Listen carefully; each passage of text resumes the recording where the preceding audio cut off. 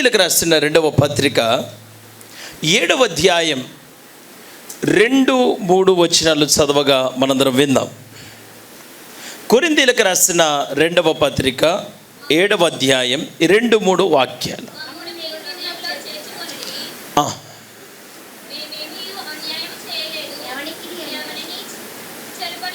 దేవునికి స్తోత్రం అని చెబుదాం అందరం గట్టిగా. ఇక మీరందరూ జాగ్రత్తగా ఈ మాటలు వినాలని ప్రభు పేరట కోరుకుంటున్నాను. చదవబడిన లేఖన భాగములో అపోస్తలుడైన పౌలు కొరింథీ అనే ఒక సంఘానికి చెప్పిన ఒక అద్భుతమైన మాట ఏమనంటే, మమ్ముల్ని మీ హృదయంలో చేర్చుకోండి.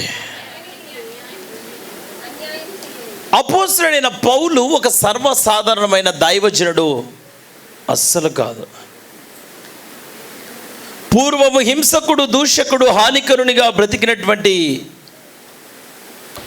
ఈ సౌలు పౌలుగా మార్చబడిన తర్వాత, దమస్కు గేట్ దగ్గర ప్రభు ద్వారా దర్శించబడిన తర్వాత, దేవుని కృపను పొందుకున్న తర్వాత, ఇక ఒక వ్యక్తి దేవుని కొరకు ఎట్ట బ్రతకాలట బ్రతికి చూపించాడు క్రైస్తవ లోకమంతటికి కూడా. భక్తి ఎట్లా చేయాలి, సేవ ఎట్లా చేయాలి, ఒక ఆత్మీయుడు ఏ విధంగా ప్రభు కొరకు జీవించాలో తన హృదయాంతరంగముల నుంచి ఎన్నో అద్భుతమైన విషయాలు మాట్లాడినటువంటి ఒక అద్భుతమైన దైవజనుడు అపోస్తలుడైన పౌలు. ఆయన మాట్లాడే మాటను కొంచెం ఈ పూట మీరందరూ ధ్యానంలోకి తీసుకోవాలని నేను కోరుకుంటున్నాను. ఆయన అంటాడు, దైవజనులుగా మమ్మల్ని మీరు మీ హృదయాలలో చేర్చుకోండి. సర్వసాధారణంగా మనకు అనిపిస్తున్న అనుకుంటున్న ఒక ఆలోచన ఏంటిదంటే, మన హృదయాలు యేసుప్రభుని కదా చేసుకోవాల్సింది, అంతేనా కదా? ఏ గారు అంటే యేసుప్రభుని చేర్చుకోవాలి హృదయంలో, మరి అయ్యగారు ఎందుకేగా? హృదయంలో దైవజనుని చేర్చుకునే అంత గొప్పతనం అసలు దైవజనునికి ఏముంది? హృదయంలో దైవజనుని చేర్చుకోమని అపోస్తలుడైన పౌలయ్య గారు ఎందుకు చెప్తున్నాడు? అపోస్తలుడైన పౌలయ్య గారికి ఏమన్నా గుడిసెలో ఏమన్నా ఒక తాటి చెట్టు కింద ఏమైనా సేవ చేసే ఒక చిన్న చితక పాస్టర్ గారైనా? ఎన్ని సంఘాలు ఉన్నాయి, ఎన్ని ప్రాంతాల్లో ప్రభు పని చేసిండు. వితౌట్ ఎనీ ట్రాన్స్పోర్టేషన్, రవాణా లేని ఆ కాలంలోనే 3 ఖండాలకి దేవుని సువార్తను తీసుకొని పోయాడు. చిన్న సంగతి ఏం కాదుగా, అవునా కదండి? ఇంత అద్భుతమైన దైవజనుడు నోరు తెరిచి ఏదో ఖాళీగా సరదాగా కాలక్షేపంగా చెయ్యాలి కాబట్టి, జరగాలి కాబట్టి, ఉండాలి కాబట్టి, నిలబడాలి కాబట్టి, మాట్లాడాలి కాబట్టి అన్నట్లుగా సేవ చేసే రకం కాదు కదా పౌలు గారు. యేసు ప్రభు 1 తక్కువ 40 దెబ్బలు ఒకసారి తింటే 3 బెత్తములతో కొట్టబడ్డాడు. 5 సార్లు 1 తక్కువ 40 దెబ్బలు తిన్నాడు. ఒక రాత్రింబగళ్ళు ఓడబగిలి శ్రమ పడ్డాడు. యేసు ప్రభు పడిన పాటలలో కొదువైన వాటిని నా వంతు నా శరీరం ముందు నేను సంపూర్ణం చేస్తున్నాను అన్నాడు. ఇక ఇట్లా చెప్పుకుంటూ పోతే పౌలయ్య గారిలో ఉన్న గొప్పతనాలు అద్భుతం, అమోఘం, అసలు ఎవ్వరికి అందవు అంత ఉన్నతమైన దైవజనుడు ఆయన. ఇటువంటి గొప్ప దైవజనుడై ఉండి ఆయన చెప్పిన కొన్ని స్టేట్మెంట్లు చెప్తాను, మీరు చూడండి. ఫిలిప్పీలకు రాసిన పత్రిక 1వ అధ్యాయం 21వ వచనం. 121 ఫిలిప్పీలకు రాసిన పత్రిక 1:21. నా మటుకైతే చావైతే లాభం. ఈ మాట మాట్లాడిన వ్యక్తి అపోస్తలుడైన పౌలు కాదా? ఏమన్నాడు? నా మటుకైతే అనే దానికి మీనింగ్ఫుల్గా మీకు అర్థమయ్యే రీతిలో చెప్పాలంటే, ఎవరికి ఎట్లా అనిపిస్తుందో నాకు తెలియదు కానీ నా మటుకైతే మాత్రం ఇన్ మై పర్సనల్ ఎక్స్పీరియన్స్, నా వ్యక్తిగతంగా నేను చెప్పుకోదగిన చెప్పవలసిన ఒక విషయం ఏమైనా ఉంటే, నా మటుకైతే బ్రతికితే యేసయ్య కోసం బ్రతుకుతా, చావైనా నాకు లాభమే. మరి ఇంత గొప్ప దైవజనుడు, ఇంత అద్భుతమైన ప్రయాణాలు చేసి ఎన్నో సంఘాలు కట్టిన దైవజనుడు ఆయన నోరు తెరిచి అంటున్న మాట, మమ్మును మీ హృదయములో చేర్చుకోండి. కొరింథీ సంఘం గురించి ఆ కొరింథీలకు రాసిన పత్రికలోనే రాయబడిన మాట, మీ ఆసక్తిని చూచి అనేకులు ప్రేరేపించబడేది. మంచి సంఘమే, ఆత్మ సంబంధమైన సంఘమే, కానీ వాళ్ళ హృదయాలలో దైవజనునికి చోటు లేదంట. అసలు ఒక దైవజనుడిని ఒక విశ్వాసి హృదయంలో ఎందుకు పెట్టుకోవాలా? ఒక దైవజనుడి పాత్ర ఏంటి? ఒక దైవజనుడు అసలు ఎందుకు? హృదయంలో దేవుడు కదా ఉండాల్సింది. మరి దైవజనుడు మన గుండెలో పెట్టుకుంటే మనకేమొస్తుంది? ఒక చిన్న మాట చెప్తాను. యేసు ప్రభు కదా రక్తం కార్చింది, యేసు ప్రభు కదా కల్వారి శిలువలో మరణించింది, యేసు ప్రభు కదా ఆ శిలువ శ్రమలన్నిటినీ అనుభవించింది, మరణించింది, పునరుత్థానుడై తిరిగి లేచింది. మొత్తం ఎవరు? ఇప్పుడు యేసు ప్రభు సెలవు వచ్చినప్పుడు మీరున్నారా? చూసారా? అసలు యేసు ప్రభు ప్రేమ అంటే ఏంటిదో మీకు తెలుసా? మీరు విన్నారు, కానీ యేసయ్య పడుతున్న శ్రమలు, యేసయ్య అనుభవిస్తున్న నిందలు, యేసయ్య ప్రయాసపడుతున్న విధానం, వాటన్నిటినీ ఈ రోజున ఒక దైవజనుడు మన కళ్ళ ముందుండి ఆ ఆత్మల భారమును మన ముందు మోస్తున్నాడు గనక ఆ దైవజనుడు మన గుండెలో ఎల్లప్పుడూ ఉండును గాక. ఆ రోజున శిలువ మోసిన దైవజనుడు అంటే యేసు ప్రభు అంటే నీకు తెలియదేమో, కానీ ఈ రోజున నీ కుటుంబం కోసం, నీ పిల్లల కోసం, నీ అనారోగ్యాల కోసం, నీ కుటుంబంలో ఉన్న ఘోరమైన పరిస్థితుల కోసం, నీ ఇంట్లో ఉన్న సమస్యలన్నీ గుండెలో పెట్టుకొని కడుపులో ఉంచుకొని నువ్వు చెప్పిన శ్రమలను, సమస్యలను, ఇబ్బందులను చాలా ఈజీగా తీసుకోకుండా దాన్ని ఏదో సరదాగా తీసుకొని ఇంకొకళ్ళతోనే ఆ విషయాన్ని, నీ ఇంట్లో ఉన్న విషయాలన్నీ అందరికీ పంచుకుంటా ఉండే వ్యక్తిత్వం ఒక దైవజనుడికి ఉండదు.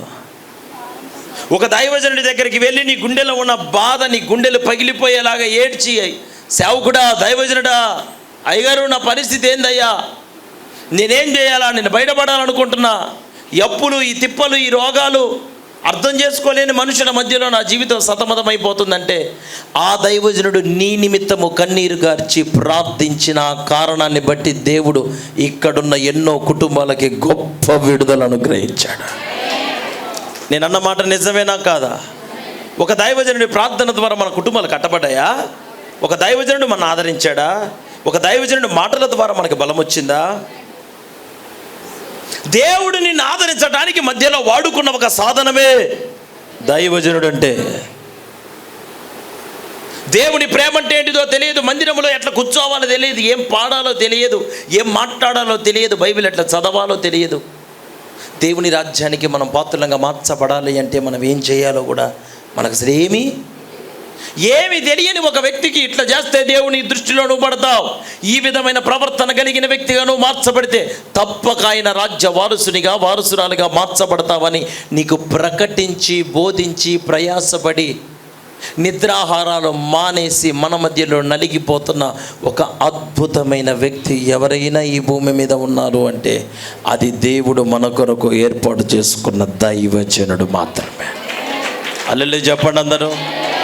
ఇప్పుడు నేనేమంటున్నానంటే ఈ దైవజనుడు ఎక్కడ ఉండాలి? ఆయన చర్చిలో ఉండాలా, నేను కొంపలో ఉండాలి? అనండి, అనండి. పాస్టర్ గారు చర్చిలో ఉంటారు, నేను నా కొంపలో తాకలు పడతాను అట్లా కదా? ఒక దైవజనుడు ఎక్కడుండాలో ఈ పూట కొన్ని విషయాలు మీకు అర్థమయ్యే రీతిలో దేవుడే మీ అందరిని దర్శించి మాట్లాడి బలపరిచి సరిచేయును గాక. నా కోసం ఒక మాట చదువుతారుగా. నిర్గమాకాండం 17వ అధ్యాయం,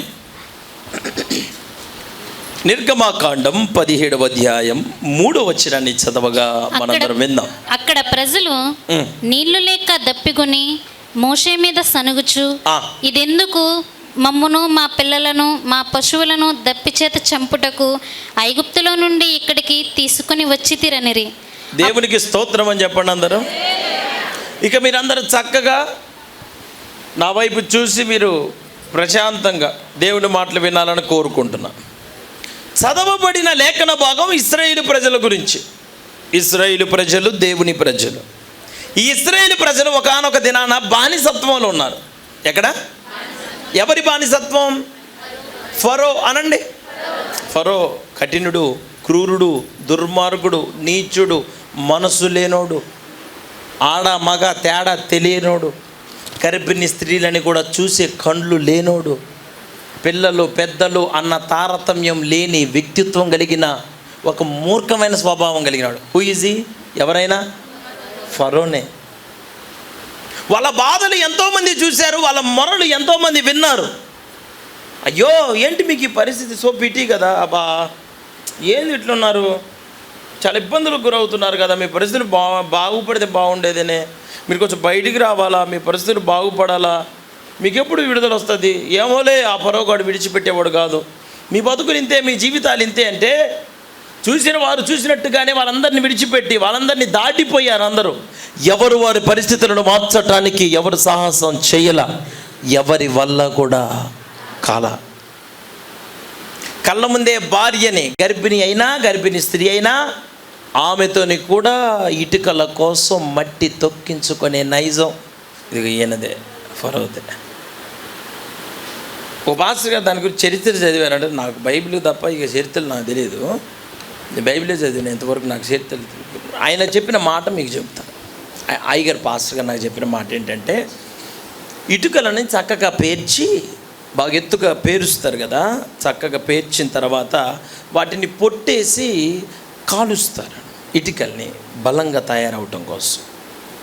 ఆ పొట్టు వేయటం కోసం అంట ఈ పిల్లలని, ఇశ్రాయేలీల పిల్లలని, ఇశ్రాయేలు ప్రజల పిల్లలు వాటి మీదకి ఎక్కించి వాళ్ళని పైన పొట్టేయమని చెప్పి అక్కడ పొట్టేస్తుండగానే కింద ఇక్కడ మంట పెట్టేవాడండి, ఇక్కడ నిప్పు పెట్టేవాడంట. కళ్ళ ముందే, తల్లిదండ్రుల ముందే పిల్లలు నిలువున కాలిపోయి ఇట్లా మొత్తం ఇట్లా అయిపోయి బిగుసుకొని చచ్చిపోయి బూడిదగా మార్చబడి నల్లగా కమిలిపోయి కిందకి పడిపోయేవాళ్ళంట. అయ్యో మా పిల్లలు అక్కడ ఉన్నారయ్యా అంటే ఆయన నవ్వుతా సరదాగా ఉండే నైజం ఈ ఫరోదే. పిల్లల బాధలు పిల్లలవి, తల్లుల బాధలు తల్లులవి, భర్తల బాధలు భర్తలవి. ఎవరి బాధలు వాళ్ళవే. ఒకళ్ళ ఏడుపు ఒకళ్ళకి తెలియకుండా, ఎవరి బాధ ఒకళ్ళకి అర్థం కాకుండా, నా ఏడుపు నీకు తెలియదు, నీ ఏడుపు నాకు తెలియదు. ఇదే పరిస్థితుల మధ్యలో వాళ్ళే కాదు మనము కూడా ఒక దినాన్ని ఇదే బతుకును మనం బతికాము. ఒకటే మంచంలో పడుకుంటారు భార్య భర్త, భర్తకి తెలియకుండా భార్య, భార్యకి తెలియకుండా భర్త, గుక్క దిప్పుకోకుండా ఆ దుఃఖం బయటికి రాకుండా దిగమింగుకొని కుమిలి కుమిలి ఏడ్చిన కుటుంబాలు మన కుటుంబాలు. ఫరో అక్కడ కనిపిస్తున్న ఫరోయే ఈ లోకమంతటిని బానిసత్వానికి అప్పగిస్తున్న ఒక దుర్మార్గమైన వ్యక్తి. వాడే మన విరోధి అయిన సాతాను. వాడి హస్తములో ఒక దినాన మనం మగ్గిపోయాం. ఏం చేయాలో అర్థం కాలేదు, ఈ పరిస్థితుల నుంచి ఎట్లా బయటపడాలో తెలియలేదు.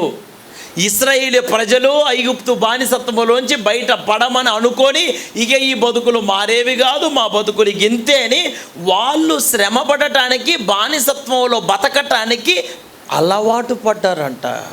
It's become an habit.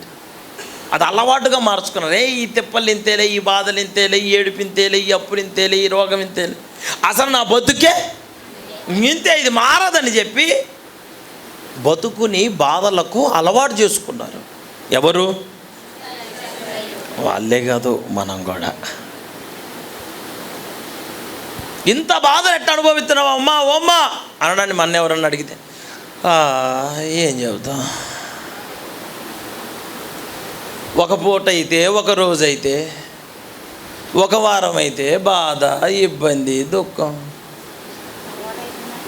రోజు అదే బాధలు, రోజు అయ్యే తెప్పలు, ప్రతిరోజు అయ్యే గొడవలు, అదే రోగం, అదే నొప్పి, అదే బాధ. ఏమని ఏడవాలా? నా దగ్గర చాలామంది వచ్చి అంటారు, అని అసలు ఏడవబుద్ధి కావట్లేదు అని. అదేందమ్మా నిన్ను బాగా హింసిస్తున్నాడు నీ భర్త అని చెప్పినావు కదా, హింసిస్తున్నాడు నిజమే కానీ ఇంకేడుపు రావట్లేదా? ఎందుకంటే మొండికి పడ్డారు ఇక అంతే, ఈ బతుకి ఇంతే అనండి. ఇశ్రాయేలు ప్రజలు ఎట్లయితే అనుకున్నారో మనము కూడా ఒక దినాన్ని ఇంతే అనుకున్నాం. కానీ ఒక అద్భుతమైన శుభవార్త ఏంటంటే సర్వోన్నతుడైన దేవుని కన్నులు మన మీదకు వచ్చాయి. ఆయన తన కంటితోని మన బాధలను చూడటము గమనించటము దేవుడే ప్రారంభించాడు. ఇప్పుడు వినండి, నిర్గమాకాండం 3వ అధ్యాయం 7వ వచనం చదవండి.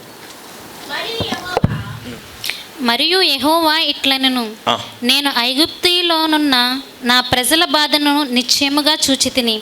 పనులలో తమ్మును కష్టపెట్టు వారిని బట్టి వారి పెట్టిన మొరను వింటిని. వారి దుఃఖములు నాకు తెలిసే ఉన్నవి. ఇప్పుడు నా వైపు చూడండి, వాళ్ళ బాధలను చూసింది ఎవరంట? దేవుడు అనండి. వారు పెట్టిన మొర విన్నది ఎవరంట? వారి దుఃఖములు ఎవరికి తెలుసు అంట? చూసింది ఆయన, విన్నది. ఇప్పుడు చూసినోడు, విన్నోడు, తెలుసుకున్నోడు మీ దుఃఖములు నాకు తెలిసే ఉన్నవి అన్నోడు ఇప్పుడు ప్రజలని విడిపించాలన్న ఆలోచన ఆయనకున్నప్పుడు ఇప్పుడు ప్రజలను ఐగుప్తు ఆ బానిసత్వము నుంచి, ఫరో గాని చేతిలో నుంచి విడిపించింది కూడా దేవుడేనా? కాదు. ఎవరు? మరి దేవుడేనంటే యా అంటున్నాను, అట్లా అన్నరాదు కదా. చూసింది ఎవరు? విన్నది ఎవరు? మొత్తం తెలుసుకున్నది ఎవరు? మరి విడుదల అనుగ్రహించటానికి వాళ్ళని ఆ ఐగుప్తు నుంచి బయటికి తీసుకొచ్చింది ఎవరు? మరి చూసినోడు, విన్నోడు, తెలుసుకున్నోడు బయటికి తీసుకొని రాలేడా? అంటే మరి పాస్టర్ గారు అవసరమేనంటారా? అంటే మీకు కూడా ప్రేయర్ చేసుకోవడం వచ్చిందిగా, మరి పాస్టర్ గారు ఎందుకు? అవి బావే కాదు, చెప్పండి. మీరు కూడా ప్రేయర్ చేస్తే అప్పుడప్పుడు మీకు కూడా కళ్ళ దర్శనాలు అలాగే వచ్చేస్తుంటాయి కదా.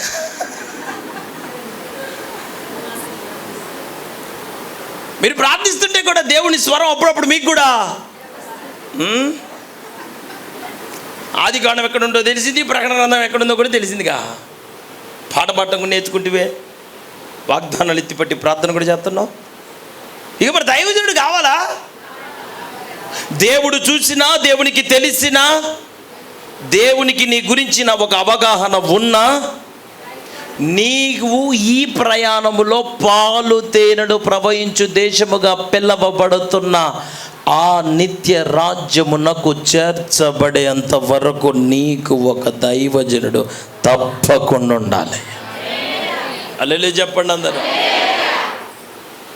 ఇప్పుడు మీకు చదివించినటువంటి లేఖన భాగంలో 17వ అధ్యాయం 3వ వచనం కదా మీకు చదివించింది. అమ్మా ఇప్పుడు ఒక మాట నాకు చెప్పండి, ఐగుప్తులో నుంచి దేవుడు ఎంత అద్భుతంగా విడిపించాడు, అవునా కాదా? ఒక దైవజనుడి ద్వారా. అసలు ఫరో చేతి నుంచి బయటికి రావటం చిన్న టాస్కా? చిన్న విషయం అది? చాలా భయంకరమైన కార్యమేగా. అట్లాంటి అంత భయంకరమైన కార్యాన్ని దేవుడు వారి జీవితాల పట్ల ఒక దైవజనుడి ద్వారా ప్రభు జరిగించారా? జరిగించిన తర్వాత, బయటపడ్డ తర్వాత, రోజులు గడిచిన తర్వాత వారి ప్రయాణంలో వారికి ఒక రోజునే ఏమైందంట? దాహమైందంట. అంతేగా? మళ్ళీ చదవండి అది నిర్గమాకాండం. అక్కడ ప్రజలు 17:3. అక్కడ ప్రజలు నీళ్లు లేక దప్పుకొని మోషే మీద సనుగుచు, ఇదెందుకు? మమ్మను, నా పిల్లలను, మా పశువులను దప్పిచేత చంపుటకు ఐగుప్తులో నుండి ఇక్కడికి తీసుకుని వచ్చితిరనిరి. ఇప్పుడు నా వైపు చూసి ఈ మాటలు మీరు వినాలా. ఫరో గాని చేతిలో నుంచి, ఫరో లాంటి మూర్ఖమైన వ్యక్తి చేతిలో నుంచి దేవుడు బయటికి తీసుకొని రావటం అది కష్టతరమైన కార్యమా? ఇక్కడ వీళ్ళకి కావలసినటువంటి నీళ్లు రావటం, నీళ్లు అవసరత తీరటం ఇది కష్టమా? అది కష్టమా? ఇది కష్టమా? ఏది? ఐగుప్తు నుంచి బయటికి పెద్ద పెద్ద శ్రమలు, పెద్ద పెద్ద సమస్యలు, పెద్ద పెద్ద శోధనల నుంచి బయటపడటం. అట్లాంటి శ్రమలో నుంచి దేవుడు బయటికి తీసుకొని వచ్చిన దేవుడు గుక్కేడి నీళ్లు ఇయ్యలేడా? ఇవ్వడా? మరి వీళ్ళు ఏమంటున్నారు? వాళ్ళ మాట చెప్పండి నాకు. మమ్మల్ని, మా పిల్లలు చంపటం కాదు వెంటనే, మమ్మల్ని, మా పిల్లల్ని, మా పశువుల్ని నువ్వు చంపుతున్నావు పాస్టర్ గారు, నువ్వు చంపటానికి తెచ్చిండా మోసే? చంపటానికి తేవాల్సిన పని ఉంది. పొరోగాడి దగ్గర వదిలిపెడితే వాడు రోజు ఫుట్బాల్, వాలీబాల్, త్రోబాల్, బాస్కెట్బాల్ అన్ని బాల్స్ వాడు ఆడతాడు. చంపాలి అన్న ఉద్దేశమే కనుక దేవునిదైతే లోకములో ఈ రక్షణ లేకుండా బతుకుతున్నారు చూసారా చాలామంది. అట్టనే ఉండేది మనందరి పరిస్థితి కూడా. యేసు ప్రభు అంటే ఎవరో తెలియని మాకు, నా సాక్ష్యం, అన్య కుటుంబాలకి చెందిన వాళ్ళం, యేసు ప్రభు అంటే తెలియని వాళ్ళం. ఎవరన్నా సాక్ష్యాలు చెప్పారనుకోండి, దేవుని స్తోత్రం, మీ అందరికీ వందనాలండి, మరి మేము చర్చికి పోతే మాకు కడుపు నొప్పి తగ్గిపోయిందండి, మాకు తలనొప్పి తగ్గిందండి, బాగా ప్రే చేశాడండి ఇవన్నీ చదువుతున్నాను అనుకో, మేము అబ్బో ఇక పాస్టర్ ప్రేర్ చేస్తే తలనొప్పి తగ్గిపోతే ఎడగిపోయిందా, ఇక తగ్గిపోతే ఇక మరి హాస్పిటల్ ఎందుకు? అన్నీ రన్నింగ్ కామెంటరీ చేసిన కుటుంబాలు మా కుటుంబాలు. అట్లా మాట్లాడిన వాళ్ళం మేము. యేసుప్రభు అంటే పడనోళ్ళం, గిట్టనోళ్ళం. ఆ నోటితోనే యేసుప్రభు గొప్పదేవుడు అని చెప్పించుకుంటున్నాడు, అయినా గొప్పవాడు. అర్థమైందా మీకు? అర్థమైందండి మీ అందరికీ? మేము ఒక దినాన నీకు ఎంత ఇచ్చాడు భాష గారు, ఎంత ఇచ్చాడు? లేదా భాష గారి దగ్గర పోతే రోగం ఉందా? ఆగో మన ఊర్లో వాడు పోలియో కాళ్ళు వేసుకుని ఎట్టెట్టు వంకర నడుతుండు. వాడికి పేదని చెప్పి పాస్కర్తోని వాడి కాలు సరి ఎత్తిగా పిచ్చోళ్ళకి చెప్పండి నమ్ముతారు, మాలాంటి వాళ్ళకి చెప్పొద్దు అంటే మేమే ఇప్పుడు పిచ్చోళ్ళమైనాం. ఏసైలో ఉన్న గొప్పతనం ఏంటిదంటే, నీతో మాకు పని లేదు, నీతో మాకు అవసరం లేదయా, అసలు ఆ పేరు ఎత్తమాకండి అన్నడుతోనే అదే పేరు మాటి మాటికి పూట ప్రతిరోజు బలికించుకుంటున్నాయి. వద్దయ్యా, కాదయ్యా, కుదరదయ్యా అన్న నోటితోనే అవునయ్యా, నిజమయ్యా, హల్లెలూయా.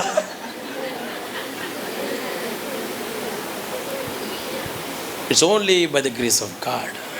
ఇది కేవలం దేవుని కృప మాత్రమే. హల్లెలూయా చెబుదామా? బిగ్గరగా చెప్పండి. నేను అనే మాట మీరందరూ వినటానికి జాగ్రత్తగా ప్రయత్నం చేయాలా. మన ఆధ్యాత్మికమైన జీవితంలో ఎన్నో భయంకరమైన శ్రమలు, శోధనలు, ఇబ్బందులు, కరువులు, ఎన్నో బంధకాలలో నుండి దేవుడు మనకి విడుదల అనుగ్రహించిన మాట నిజమే కదా. మరి మన జీవితంలో ఇంకా కొంచెంగా ఇబ్బందికరంగా ఏదో జీవితం ఉన్నప్పుడు ఈ ప్రయాణంలో కొన్ని కొరతలు కలుగుతానే, చిన్న అనారోగ్యాలు. మరి వాటి విషయములో మనము మన జీవితాల్లో, మన హృదయంలో, మన నోటి మాటలతో మనము ప్రభువుని స్తుతించే బిడ్డలముగా ఉండాలా, సనిగే బిడ్డలముగా ఉండాలా? వీళ్ళు ఏమంటున్నారు? మేము చచ్చిపోవడానికి ఐగుప్తులో సమాధులు అంటే వీళ్ళ గుండెలో దేనికి స్థానం ఉంది నాకు ఇప్పుడు చెప్పండి. వీళ్ళ గుండె నిండా ఏం పెట్టుకున్నారు? పాస్టర్ గారు అడిగిపోయినారు, మహారాష్ట్రనా? Where is the pastor? Where is the place for Moses? Where is Moses? నీ విడుదల కోసం, నీ ఇంటి కోసం, నీ పిల్లల కోసం ఏడ్చి కన్నీళ్ళు గార్చి ప్రార్థన చేసిన దైవజనుడు అడిగిపోయాడు. చిన్న సమస్య వస్తే సనగటం భలే తేలిక కదా మనకి. పెద్ద శ్రమలలో నుంచి బయటపడ్డా మనకి ఒక చిన్న ఉద్యోగం దేవుడు నీకు ఇవ్వలేడా? ఒక ఇల్లు దేవుడు నీకు ఇవ్వలేడా? ఒక అవసరత ప్రభు మీకు తీర్చలేడా? మీరు అన్నిటికీ చిలక పలుకంటే పలుకుతారు, కానీ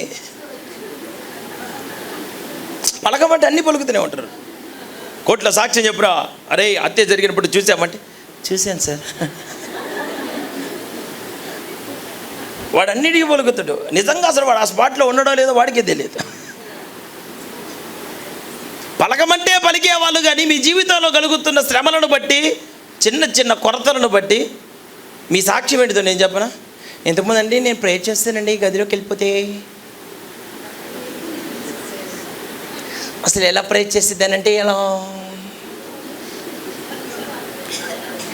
ఇప్పుడు ప్రేయర్ చేద్దామంటేనండి అసలు నాకు మొత్తం నా సమస్యలే, సోదరులే, తిప్పులే, అప్పులే, బాధలే. What you carry in your heart? నీ గుండెలో ఏం మోస్తున్నావు నువ్వు? అసలు నీ హృదయంలో ఏం మోస్తున్నావు? ఏంటి ఈరోజు ఆన్లైన్ ప్రేయరా? ఏమో వెళ్ళాలని అనిపించేది కానీ నాకైతే వెళ్ళబుద్ధి కావట్లేదు.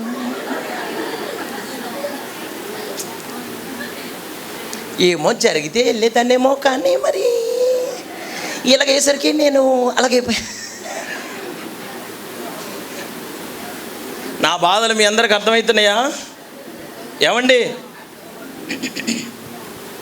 చెప్పే అద్భుతమైన మాట ఏంటిదంటే, ఐగుప్తుని విడిచిపెట్టి ఇంత దూరం వచ్చినా కళ్ళ ముందు కష్టపడి ప్రయాసపడి ప్రాకులాడి వాడి ఎదుట నిలవబడి వాదించి ఎదిరించి పోరాడి ప్రజలకి విడుదల కావాలా, విడిచిపెట్టవాయా?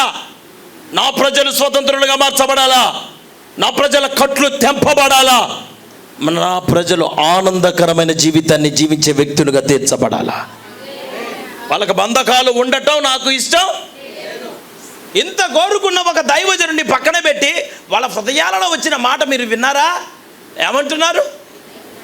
ఐగుప్తులో మేము, మా పిల్లలు, మా పశువులు చనిపోవటానికి ఐగుప్తులో సమాధులు.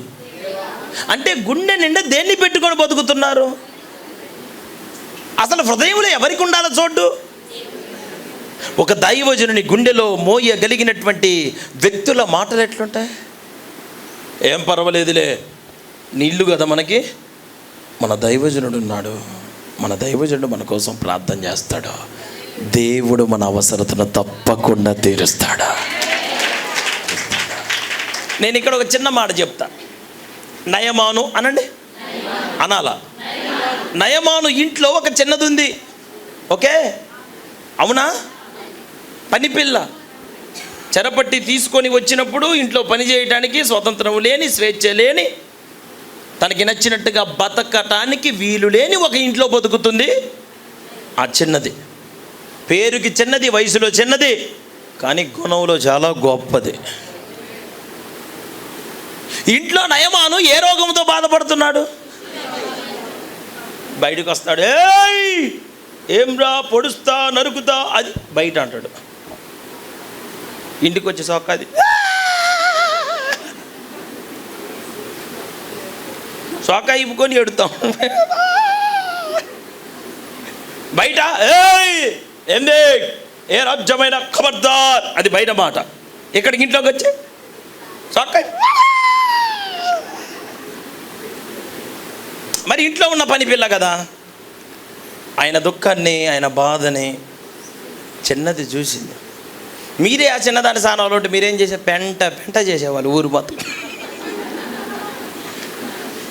అరే నా ఉసురు తగిలేరా నీ కట్టదు, అరే చిన్న పిల్లలని కూడా చూడకుండా మా అమ్మ నుంచి, మా నాయన నుంచి నువ్వు నన్ను ఇట్ట ఏరు చేయటాన్ని బట్టి నీ బతుకు చూసుకోరా ఎట్లా అయిపోయింది. అరే అందుకోసమే రా కుష్టు రోగం వచ్చిపోయావు అని ఎన్ని రకాలుగా బెదిరించేవాళ్ళం మనమైతే.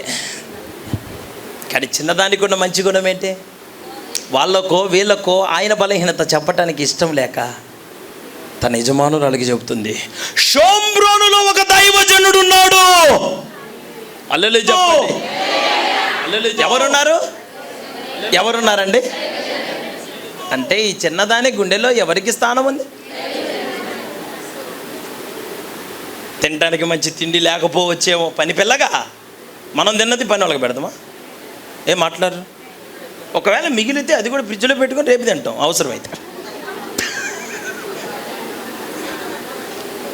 ఏమనుకోమాకంలే, ఉన్న విషయమే చెప్తున్నా. పనోళ్ళు అంటే పనోళ్ళే, మరి ఏం ఊరక చెప్తుండ్రా? జీతానికి కాదా? ఇది కదా మన మాట. తనకి తినడానికి తిండి లేదు, ఆదరించే దిక్కు లేదు, పరకలిచ్చే తోడు లేదు.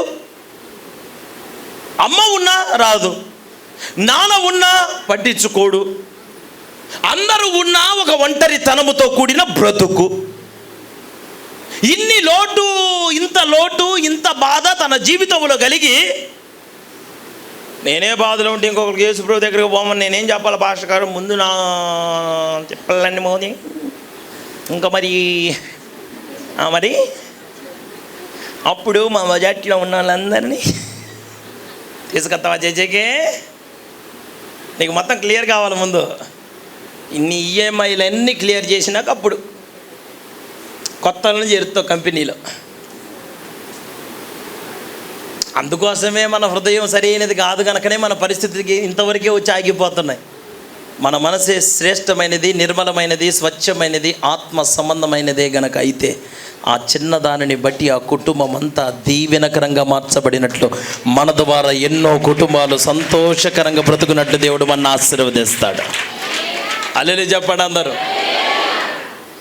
అరే వీళ్ళు నన్ను సరిగ్గా చూడట్లేదు కాబట్టి వీళ్ళకి ఇట్లా జరిగింది అంతేలే, యేసయ్య నా ప్రార్థన ఆలకించినందుకు మీకు చాలా థ్యాంక్స్ ప్రభువా, అగో వీడు ఏడుతున్నాయన, అంతేలే తండ్రి నువ్వు ఎంత నమ్మదగిన దేవుడు అయ్యా, నా ప్రార్థన నువ్వు దాటిపోలేదు ప్రభా, I'm very thankful to from my bottom of my heart. Hi hallelujah. ఎట్లాంటి ప్రార్థన నేను చేయలే, ఇది కాదు. ఆ బాధను చూసిన ఆమె మాట్లాడిన మాట, నా గుండెలో ఒక దైవజనుడు ఉన్నాడు, ఆ దైవజనుడి దగ్గరికి మీరు పోండి, మీరు బాగుపడతారు. చిన్నదాని గుండెలో ఎవరున్నారు? తినడానికి తిండి లేదా? లేదా? అసలు మామూలుగా ఆ స్థానంలో మీరుంటే మీరు అనుకునేది ఏంటిది? యేసుప్రభు నమ్మకం నాకు కలిగింది ఏంటి, నా బతుకే బానిస బతుకు, ఇక నేను నోరు తెరిచి నయమాన్ని గడికి ఏం చెప్పాలా కదా? యేసు ప్రభుని నమ్ముకొని ప్రార్థన చేసి ఉపవాసం ఉండి భక్తి చేస్తే నన్ను నా దేవుడు ఇంత ప్రార్థన కలిగిన నా దానిని నా తల్లిదండ్రుల నుంచి దేవుడు నాకు దూరం చేసిండు. నాకు చాలా బాధ అనిపించింది. బాధలను అడ్డం పెట్టుకొని, బాధలను మనసులో ఉంచుకొని, బాధలను ఆధారము చేసుకొని భక్తిలో తగ్గిపోతున్న వారు, బాధలను మోసేవాళ్ళే ఉన్నారు ఇక్కడ గుండెలో. దైవజనుని మోసేవాళ్ళు ఇక్కడ లేరు. బాధలను మోసేవాళ్ళు కృంగిపోతారు. దైవజనుని గుండెలో పెట్టుకొని ప్రయాణం చేసేవారు వర్ధిల్లిన వ్యక్తులుగా మార్చబడతారు. మీకు వర్ధిల్లాలని ఈ రాత్రి అనిపిస్తే ఒక హల్లెలూయా చెప్పండి. వర్ధిల్లాలని కోరుకున్న వాళ్ళు చేయవలసిన పని, హృదయములో ఎవరిని కలిగిన వ్యక్తులుగా మార్చబడాలా? మన హృదయములో ఎవరుండాలా? చిన్నదే కదా, అంత చిన్నదాన్ని హృదయుడు పెద్ద దైవజనుడు అన్నాడు కదా. షోమ్రోన్లో ఉన్న దైవజనుడి పేరేం పేరు? మామూలుడా? వాళ్ళ అయ్యగారేమో బతికుండి సచ్చిన వాళ్ళని లేపాడు, ఈ ఎలీషా ఏమో చచ్చిపోయి సచ్చిన వాళ్ళని లేపాడు. ఆయన చచ్చిపోయిన ఎముకలతో కూడా సేవ జరిగింది. అట్లాంటి దైవజనుడి దగ్గరికి పంపించింది. గుండెలో దైవజనుడిని ఎవరైతే కలిగి జీవిస్తారో వారి ద్వారా మన కుటుంబాలే కాదు అనేక కుటుంబాలు వెలిగించబడినట్లుగా దేవుడు కార్యాలు జరిగిస్తాడు. మొత్తం మీద శ్రమలు ఉంటాయి, శోధనలు ఉంటాయి, ఇబ్బందులు ఉంటాయి, అనారోగ్యాలు ఉంటాయి. వీటిని మన గుండెలో మోసుకొని మనం ఆత్మీయ జీవితంలో బలహీనులము, ఆత్మీయ జీవితంలో వెనకబడిన వ్యక్తులముగా మనము ప్రవర్తించటం మనకు మంచిది. ఏది మంచిది? అక్కడ వీళ్ళు మాట్లాడాల్సిన మాట, ఆఫ్టర్ ఆల్ వాటర్ కదా, నీళ్ళేగా. అరే ఫరో గారి చేతి నుంచి బయటపడ్డ వాళ్ళకి అక్కడి నుంచి మనకి విడుదల ఇప్పించిన మన మోషే గారికి నీళ్లు పెద్ద లెక్కేమి?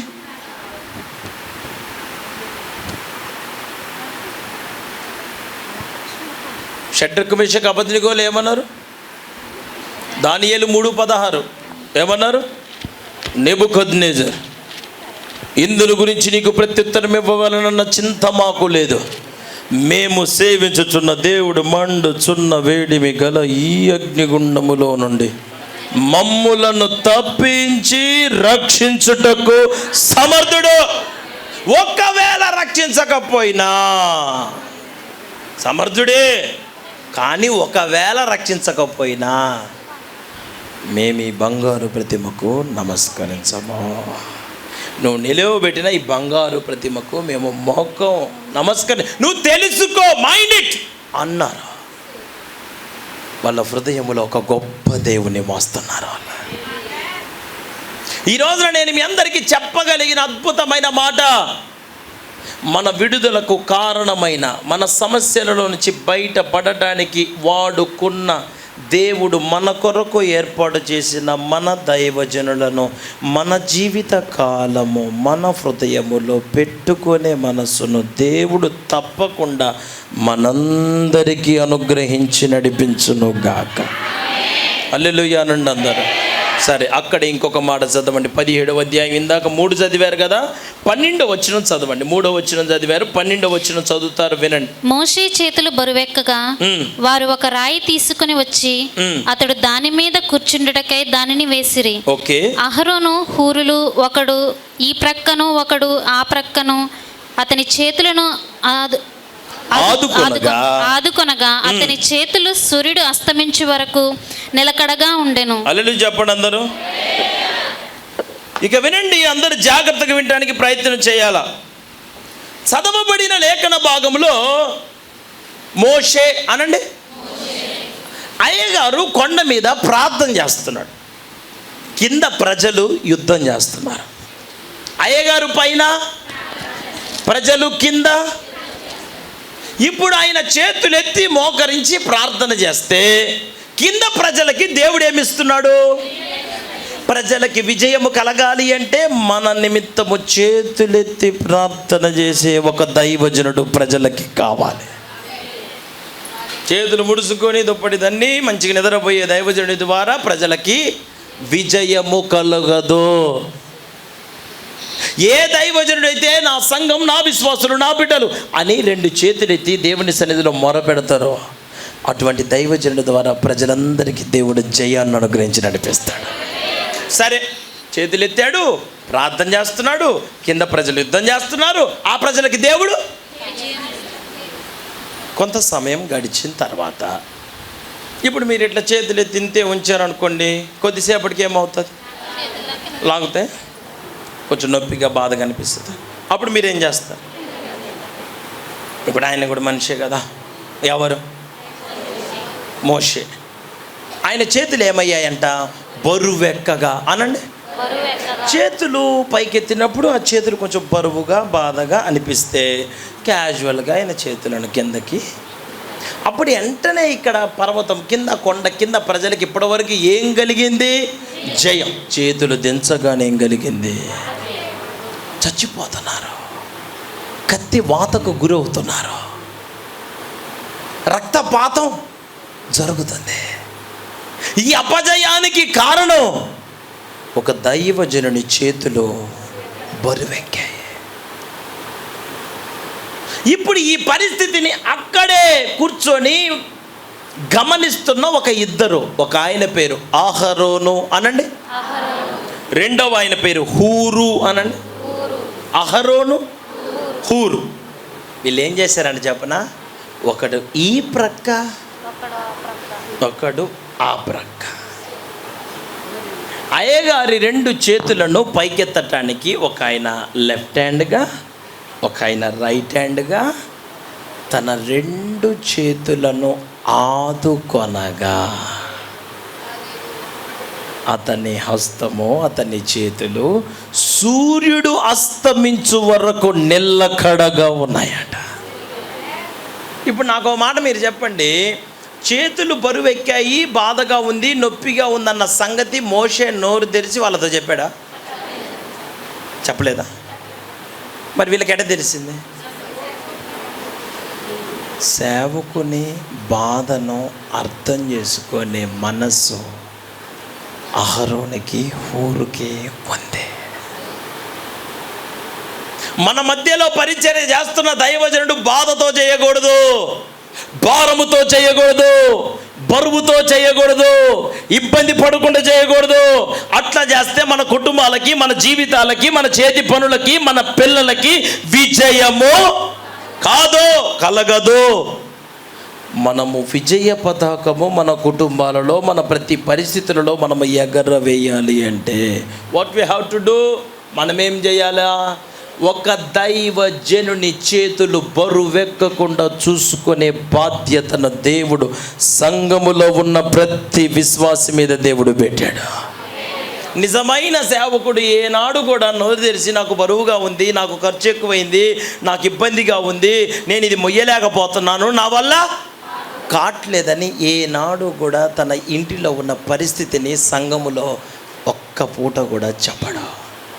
ఉంటే తింటారు, లేకపోతే పస్తులు ఉంటారు. బ్రతుకుతుంది ప్రజల క్షేమార్థమై గనక మీరు బ్రతకాలని కోరుకున్న ఒక దైవజనుని కుటుంబం మీ కొరకు నలగొట్టబడటానికి ఇష్టపడి ప్రయాసపడి మీ మధ్యలో చేతులెత్తి ప్రార్థించి సేవ చేస్తున్న ఒక దైవజనుని సేవ బరువుతో చెయ్యాలా, కష్టంగా చెయ్యాలా, దుఃఖంతో చెయ్యాలా, సంతోషముతో సేవ చేసే పరిస్థితులను నెలకొల్పే విశ్వాసులంగా మనం మార్చబడాలి. ఏం చేయాలో ఈ రాత్రి దేవుని పిల్లలుగా మీరందరూ ఆలోచన చేయాలి. ప్రతి నెల జరుగుతున్నటువంటి ఈ ఆన్లైన్ ప్రేయర్కి, సంపూర్ణ రాత్రి ప్రార్థనకి, ఒక్కొక్క నెలకి ఒక్కొక్క దైవజనుని ఎక్కడెక్కడి నుంచో పిలిపిస్తున్నారు. దానికి సంబంధించిన ఖర్చులు ఉన్నాయి, దానికి సంబంధించి దాని వెనకాల చాలా ప్రయాస ఉంది, ప్రార్థన ఉంది. ఇంత ప్రయాసపడి మనందరి కోసము ఒక దైవజనుడు పూనుకున్న ఈ కార్యంకి సంఘమంతా ఆ దైవజనునికి బరువుగా ఉండేటట్లుగా ఉండకుండా ఆ బరువుని ఆదుకునే వ్యక్తులముగా సంఘములో మీరు మార్చబడితే తప్పక నా దేవుడు మీ అందరికీ గొప్ప జయాన్ని అనుగ్రహిస్తాడు. ఈరోజు నా హృదయములో సేవకునికి చోటున్న వారు సేవకుని ఆదుకుంటారు. సేవకుడు చేసే సేవ కష్టంగా, ఇబ్బందిగా, భారముగా ఉండకుండా చూసుకునే బాధ్యతను విశ్వాసులు కలిగి జీవించుదురుగాక. హల్లెలూయా చెప్పండి అందరు గట్టిగా. ఇప్పుడు నేను ఒక మాట, ఇశ్రాయేలు ప్రజలందరూ ఇన్ని సంవత్సరాలు బ్రతికినా, ఇన్ని సంవత్సరాలు వాళ్ళు ఆ బానిసత్వంలో మగ్గిపోయినా వాళ్ళ గుండెల నిన్న దేన్ని మోశారు? ఐగుప్తును మోసారా, మోషే గారిని మోసారా? ప్రతిదానికి మన హృదయంలో ఒక దైవజనునికి తప్పక చోటివ్వగలిగిన వ్యక్తులముగా మనందరము నిశ్చయముగా మార్చబడుదుము కాక. ఇప్పుడు దైవజనునికి హృదయములో చోటు ఇవ్వక వాళ్ళ కార్యాలు, వాళ్ళ గుణాలు మీకు చెప్తాను. నిర్గమాకాండం 24వ అధ్యాయం 12వ వచనాన్ని చదువుతారు చూడండి. అప్పుడు యెహోవా మోషేతో ఇట్లనెను, నీవు కొండ ఎక్కి నా యొద్దకు వచ్చి అచట నుండుము. నీవు వారికి బోధించినట్లు నేను వ్రాసిన ఆజ్ఞలను, ధర్మశాస్త్రమును, రాతి పలకలను నీకు ఇచ్చేదనగా మోషేయు అతని పరిచారకుడైన యెహోషువయు లేచిరి. 18వ వచనం చదువమ్మా. అప్పుడు మోషే ఆ మేఘములో ప్రవేశించి కొండ మీదకి ఎక్కెను. మోషే ఆ కొండ మీద రేయింబవళ్ళు 40 దినములుండెను. దేవునికి స్తోత్రం చెప్పండి అందరూ. ఇప్పుడు నా వైపు చూడాలి. మోషేతో దేవుడు మాట్లాడి, మోషేతో దేవుడు ఒక మాట చెప్పాడు. ఏమని చెప్పాడు? నానా మోషే, ప్రజలందరినీ ఎట్లా నడిపించాలో, ప్రజలందరినీ నువ్వు ఎట్లా బలపరచాలో నేను నీకు కొన్ని విషయాలు చెప్తాను. వాళ్ళందరికీ విడుదల కలగాలంటే, వాళ్ళందరూ విడుదల పొందిన వ్యక్తులు మరి ఈ ప్రయాణములో ముందుకు నడిపించబడాలి అంటే నువ్వు వాళ్ళకి చెప్పాల్సిన కొన్ని విషయాలు ఉన్నాయి కనుక నువ్వు సీనాయి పర్వతం మీదకి రమ్మన్నాడు. ఎక్కడికి? ఎవరిని? మోషే. ఇప్పుడు దేవుడు చెప్పినట్లుగానే మోషే సీనాయి పర్వతం మీదకి వెళ్ళాడు. ఆ సీనాయి పర్వతం మీద ఎన్ని రోజులు ఉన్నాడంట? దేవుడు ముందే చెప్పాడా ఇన్ని రోజులు నువ్వు సీనాయి పర్వతం మీద ఉండాలి అన్నాడా? చెప్పలా. దేవుడు పిలిచాడు, మోషే వెళ్ళాడు. అది ఎన్ని రోజులు పట్టింది? 40 దినాలలో మోషే వెళ్ళేటప్పుడు ఒక గ్లాస్ వాటర్ తీసుకొని వెళ్ళాడా? ఒక బ్లాంకెట్ తీసుకొని, ఒక దుప్పటి తీసుకొని వెళ్ళాడా? ఏం లేదా? అసలు పైకి వెళ్ళింది ఎందుకు? పర్వతం మీదకి ఎందుకు వెళ్ళాడు? ప్రజల నిమిత్తమా, తన నిమిత్తమా? పర్వతానికి ఉన్న ఒక గుణం చెప్తా, బండకి రాయికి ఉన్న ఒక స్వభావం చెప్పనా. ఒక రాయి ఎండకి బక్కున మండుతుంది, కాలుతుంది. అదే రాయి రాత్రి చలికి చల్లగా తయారవుతుంది. ఎండకేమో బాగా వేడెక్కిపోతుంది, చలికి చల్లగా అయిపోతుంది. ఒక మాట మీరు ఆలోచన చేయండి, ఎన్ని రోజులు ఉన్నాడు అక్కడ? 40 దినాలు పర్వతం మీద ఉన్న మోషే కాళ్ళకి బొబ్బలు కట్టలేదంటారా? కాళ్ళు కాలేదా? నిలవబడటానికి అక్కడ వీలు లేకపోయినా, కష్టంగా అనిపించినా, కొంచెం ఇబ్బందికరమైన పరిస్థితులు ఒక దైవజనునికి ఈ సేవలో కలిగినా, నాకెందుకులే ఇవన్నీ అని చెప్పి వెంటనే పర్వతం మీద నుంచి దిగి రాకుండా ప్రజలకి ఒక వర్తమానం, ప్రజలకి ఒక గొప్ప విడుదల, ప్రజలకి క్షేమం కలుగుట కొరకు నలిగిపోతున్న వాడే మన మధ్యలో పనిచేస్తున్న దైవజనుడు. ఇంత కష్టపడితే ఉదయమేమో ఎండకి, మరి రాత్రికి ఎంత ముడుచుకొని పడుకొని ఉంటాడు కదా మోషే. చాలా అసలుకి ఆ పర్వతం మీద ఎవరున్నారు మోషేకి తోడు? అక్కడ ఎవరు లేరుగా. ఎవరన్నా మోషేకి తోడున్నారా? సేవకు వచ్చిన తర్వాత మా బంధువులు, మా రక్త మాకందరు దూరం అయిపోయారు. మీకు తెలుసో లేదు, మేము ఒంటరోళ్ళమే అయిపోయాం. మాకెవరు లేరు. నేను దేవుని పని చేయటానికి వచ్చిన తర్వాత అందరూ మమ్మల్ని విచిత్రంగా చూడటం ప్రారంభించారు. ఎవరు ఎట్లా చూసినా పర్వాలేదు. మా నాన్నగారు విశాఖపట్నం స్టీల్ ప్లాంట్లో ఉద్యోగస్తుడు, అక్కడ జాబ్ హోల్డర్.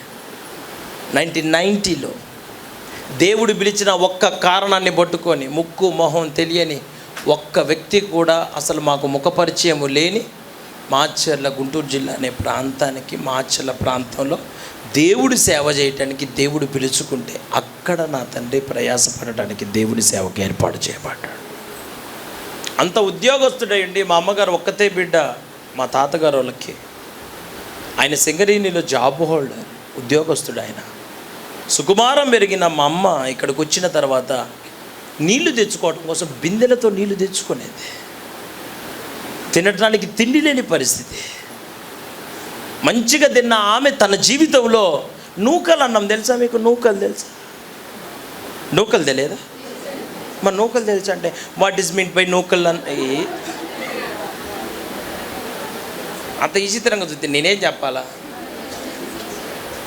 ఆ నూకలు అన్నాన్ని ఎవరో పిరికిళ్ళ బియ్యంలో కానుకగా తీసుకొని వస్తే ఎన్నో రోజులు, ఎన్నో నెలలు, ఎన్నో సంవత్సరాలు నాకు ఒక తమ్ముడు, మా ఇద్దరికి పెట్టి వాళ్ళిద్దరు మంచినీళ్ళు తాగి సేవ చేసిన రోజులు నాకు గుర్తున్నాయి.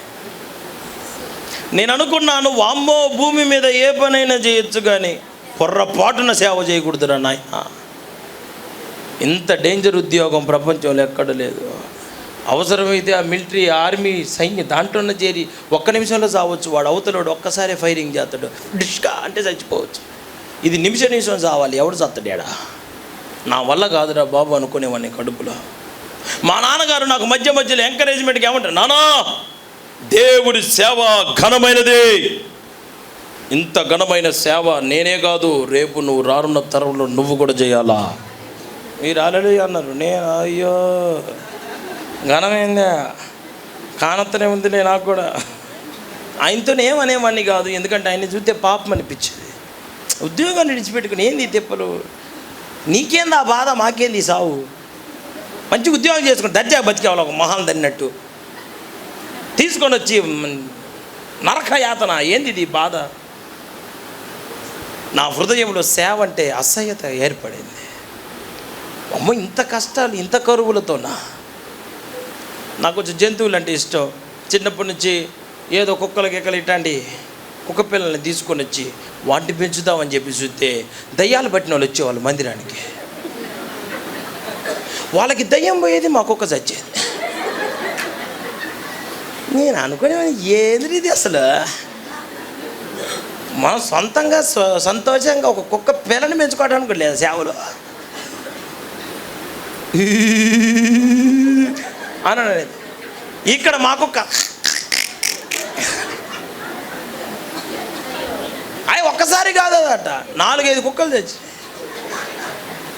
3 కుక్కలు చచ్చిన దాకా నాకు ఆలోచన రాలా. 4వ కుక్క చచ్చిపోయేటప్పుడు అసలు కుక్కలు ఎందుకు చచ్చిపోతానే అనుకున్నా. అప్పుడు కొంచెం ఆలోచన వచ్చింది, ఎవరికొకళ్ళు దయ్యం పట్టినప్పుడు ఇటు దయ్యం పోతుంది, అది కుక్క చస్తుంది. ఇటు ఇక్కడ ఈ హీ అనే టైంకి నేను పరిగెత్తుకొని ఇంట్లోకి పోయినా. అది అప్పుడే మొదలుపెట్టింది కుక్క. నన్ను చూసి okay bye bye bye bye bye సియో అంటే ఓయో.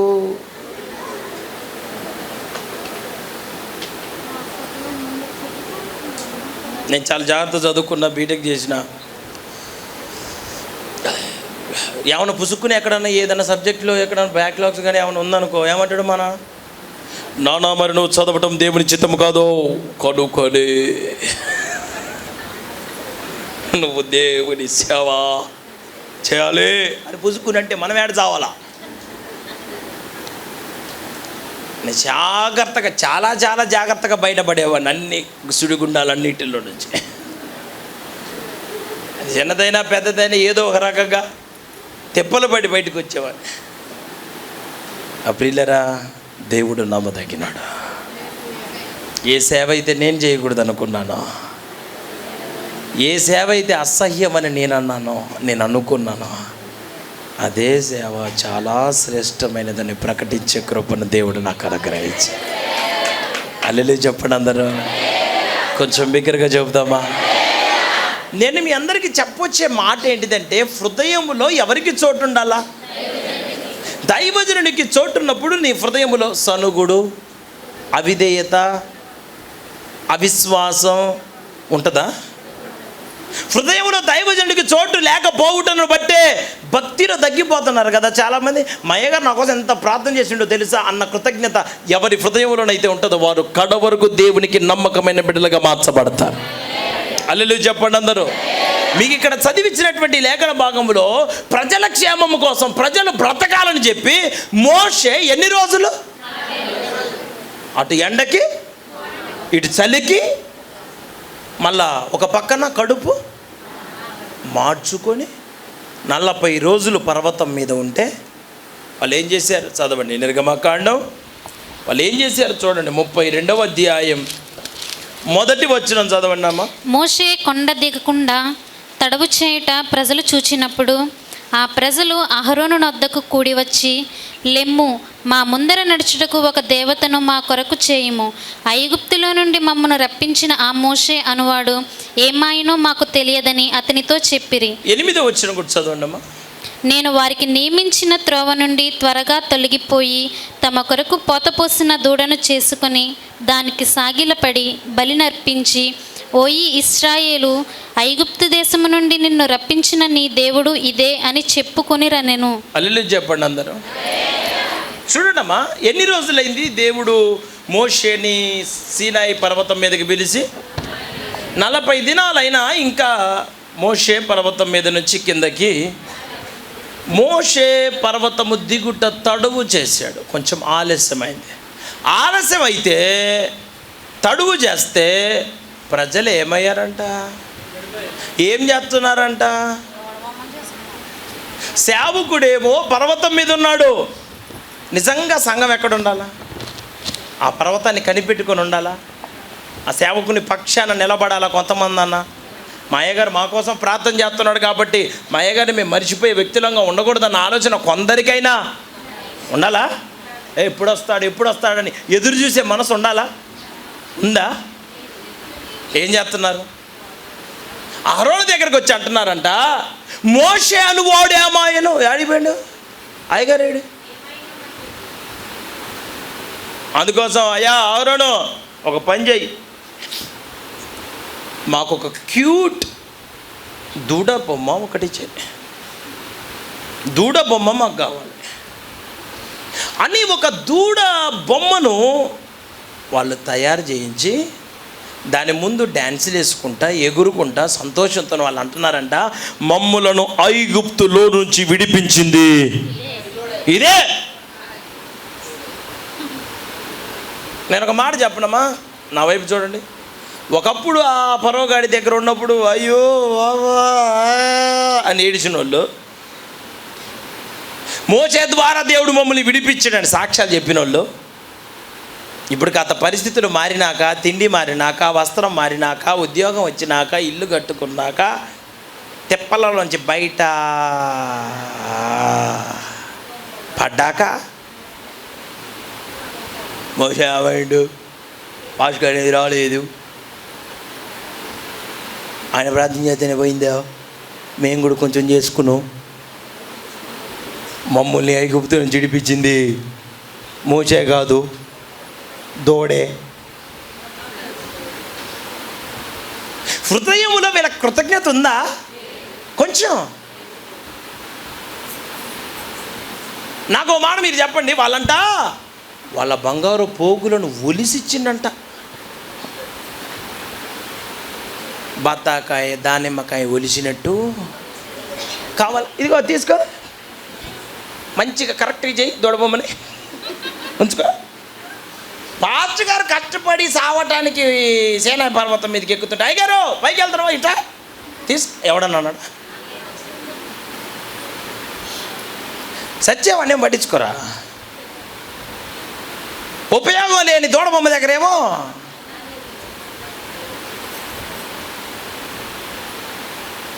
ఈ రోజున మన కోసం కష్టపడుతున్న దైవజనుని ఎదుట ఒక కృతజ్ఞత కలిగిన మనస్సు కలిగిన వ్యక్తులముగా మనందరము తప్పకుండా మార్చబడదుము గాక. హల్లెలూయా చెప్పండి అందరూ. వాళ్ళందరూ అంటున్నారు మోషే ఎక్కడికి పోయాడు అంటే వాళ్ళ హృదయాలలో ఏమి లేదండి. దైవజనుని గురించిన కృతజ్ఞత. వాళ్ళని ఇడిపించింది అసలు ఎవరు? ఐగుప్తు నుంచి. మరి వాళ్ళు ఏమంటున్నారు? ఐగుప్తు నుంచి బయటపడే వరకు, పెద్ద పెద్ద శ్రమలలోంచి, శోధన నుంచి బయటపడే వరకేమో నిజంగా అంటే ఈ అయ్యగారు ప్లాన్ చేయబోతండి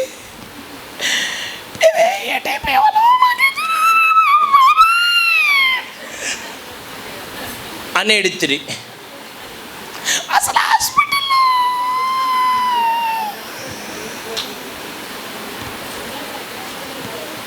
మీరు అన్నదేగా నేను అంటుంది. నేను కోర్టులో దొంగ సాక్ష్యం చెప్పినట్టు ఎడు చూస్తానేది నాకెళ్ళి. మీరే కదండి అన్నది ఇవన్నీ. ఆ రోజునే కనుక మా అయ్యగారు మా ఇంటికి రాకుండా కనుక ఉండుంటే, ప్రార్థన చేయకపోతే ఏటైపోయే వాళ్ళం. మరి ఇప్పుడు ఏటైపోయా? ఇప్పుడు మన పరిస్థితి ఏమైందండి? అప్పుడు ఇంత గొప్ప సాక్ష్యం చెప్పి ఆయన గారి ప్రార్థనే, అమ్మగారి ప్రార్థనే, ఆత్మీయుల ప్రయాసే, వారు పడిన కష్టమే, వాళ్ళ అంగరార్పే, వారి దుఃఖమే మాకు ఆశీర్వాదకరంగా మార్చబడింది అని చెప్పిన మనం ఇప్పుడు కూడా అదే మాట చెప్పగలమా? ఇప్పుడు ఏమంటున్నాం మనం? ఇప్పుడు మన నోటెంబటి నుంచి వస్తున్న మాట ఏంటిది? అప్పుడంటే ఐగుప్తు నుంచి బయటికి రావడానికి మోషే గారు, ఇప్పుడు ఐగుప్తు నుంచి బయటపడటానికి నేను చేసుకుంటున్న ఉద్యోగమే ఈ దూడబొమ్మే. నీకు వచ్చిన ఇప్పుడు ఉద్యోగమేనా కారణం? ఇప్పుడు బతకటానికి కారణం ఉద్యోగమా? ఇప్పుడు బతకటానికి కారణం దేవుడు అయ్యగారి ద్వారా ప్రార్థన చేస్తే నీకు అనుగ్రహించిన పిల్లలేనా? ఇప్పుడు నీ సంతోషానికి కారణం నీ పిల్లలా? ఆ పిల్లలు పుట్టడానికి కారకుడైన దైవజనుడు నిన్ను మర్చిపోయావా? శ్రమలో, బాధలో, కష్టంలో, కష్టం తీరిపోయిందాకా మా అయ్యగారు అయ్యగారి ప్రార్థన అన్న మనమే కష్టాలు, బాధలన్నీ తీరిపోయిన తర్వాత మనము నోరు తెరిచి మాట్లాడుతున్న మాటలేంటి? నేను ఉద్యోగం చేసుకుంటున్నా కాబట్టి బతుకుతున్నా, కష్టపడుతున్నా కాబట్టి బతుకుతున్నా, ప్రయాసపడుతున్నాను కాబట్టి బతకట్లేదు నువ్వట. దైవజనుడి ప్రార్థన ద్వారా మాత్రమే మనం బ్రతుకుతున్నాం ఆయన నామంలో. చెప్పండి అందరు గట్టిగా, కొంచెం బిగ్గరగా చెబుదాం. ఏమండి వాళ్ళ హృదయాలలో ఏమి లేదండి. ఏమండి నేను మీకు ఇంకో మాట చెబుతా. ఆదికాండం 13వ అధ్యాయం 3వ వచనం చూడండి ఒకసారి. వారు కలిసి నివసించుటకు ఆ ప్రదేశము చాలకపోయింది. ఎక్కడది?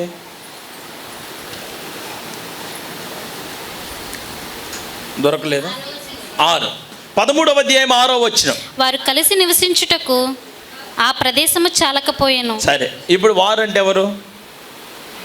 అబ్రహాము అనండి, లోతు. దేవుడు ఆదికాండం 12వ అధ్యాయం 1వ వచనంలో అబ్రహామును పిలిచాడా, లోతును పిలిచాడా? అమ్మ మాట్లాడండి అమ్మా. దేవుడు సేవకి అబ్రహామును పిలిచినప్పుడు అబ్రహాముతో పాటు ఎవరు వెళ్ళారు? దేవుడు పిలిచాడా? పిలవకపోయినా పోయాడా? అంటే ఎంత పని లేనోడు వీడు. అంటే ఏ పని పాట లేకుండా సరదాగా బతికేవాడు అనమాట. అందుకోసం అబ్రహాం వెంబడిపడి వచ్చు. అబ్రహాం దేవుని మనసు కలిగినోడు కనుక వస్తానంటే ఎవరే నేను తినడానికి నాకే తిండి లేకపోతే నువ్వు వచ్చి ఆడుంటావు రాడా అని అనకుండా, సర్లేరా దా పోదాంరా, నాకున్న దాంట్లోనే అందరం కలిసి తిందాం, అందరం కలిసి ఒక దగ్గరే బతుకుదాం, అందరం కలిసి ఒక దగ్గర చద్దాం రా అని చెప్పి తీసుకొని పోయి. తల్లిదండ్రులు లేనోడు, దిక్కుమొక్కు లేకుండా బతుకుతున్నాడు. ఎవరు? లోతు. తన సహోదరుని కుమారుడు అని తెలిసి, దిక్కులేనోడని ఎరిగి, ప్రయాసపడి అయ్యో పాపం అని పాపం తెలిసి ఆయన తీసుకొని దేవుడు చూపించిన దేశానికి లోతును కూడా తీసుకొని వెళ్తే అక్కడ అమ్మ నాన్న లేకపోతే అన్నీ తానై పెంచాడు. ఎవరు? అబ్రహాం.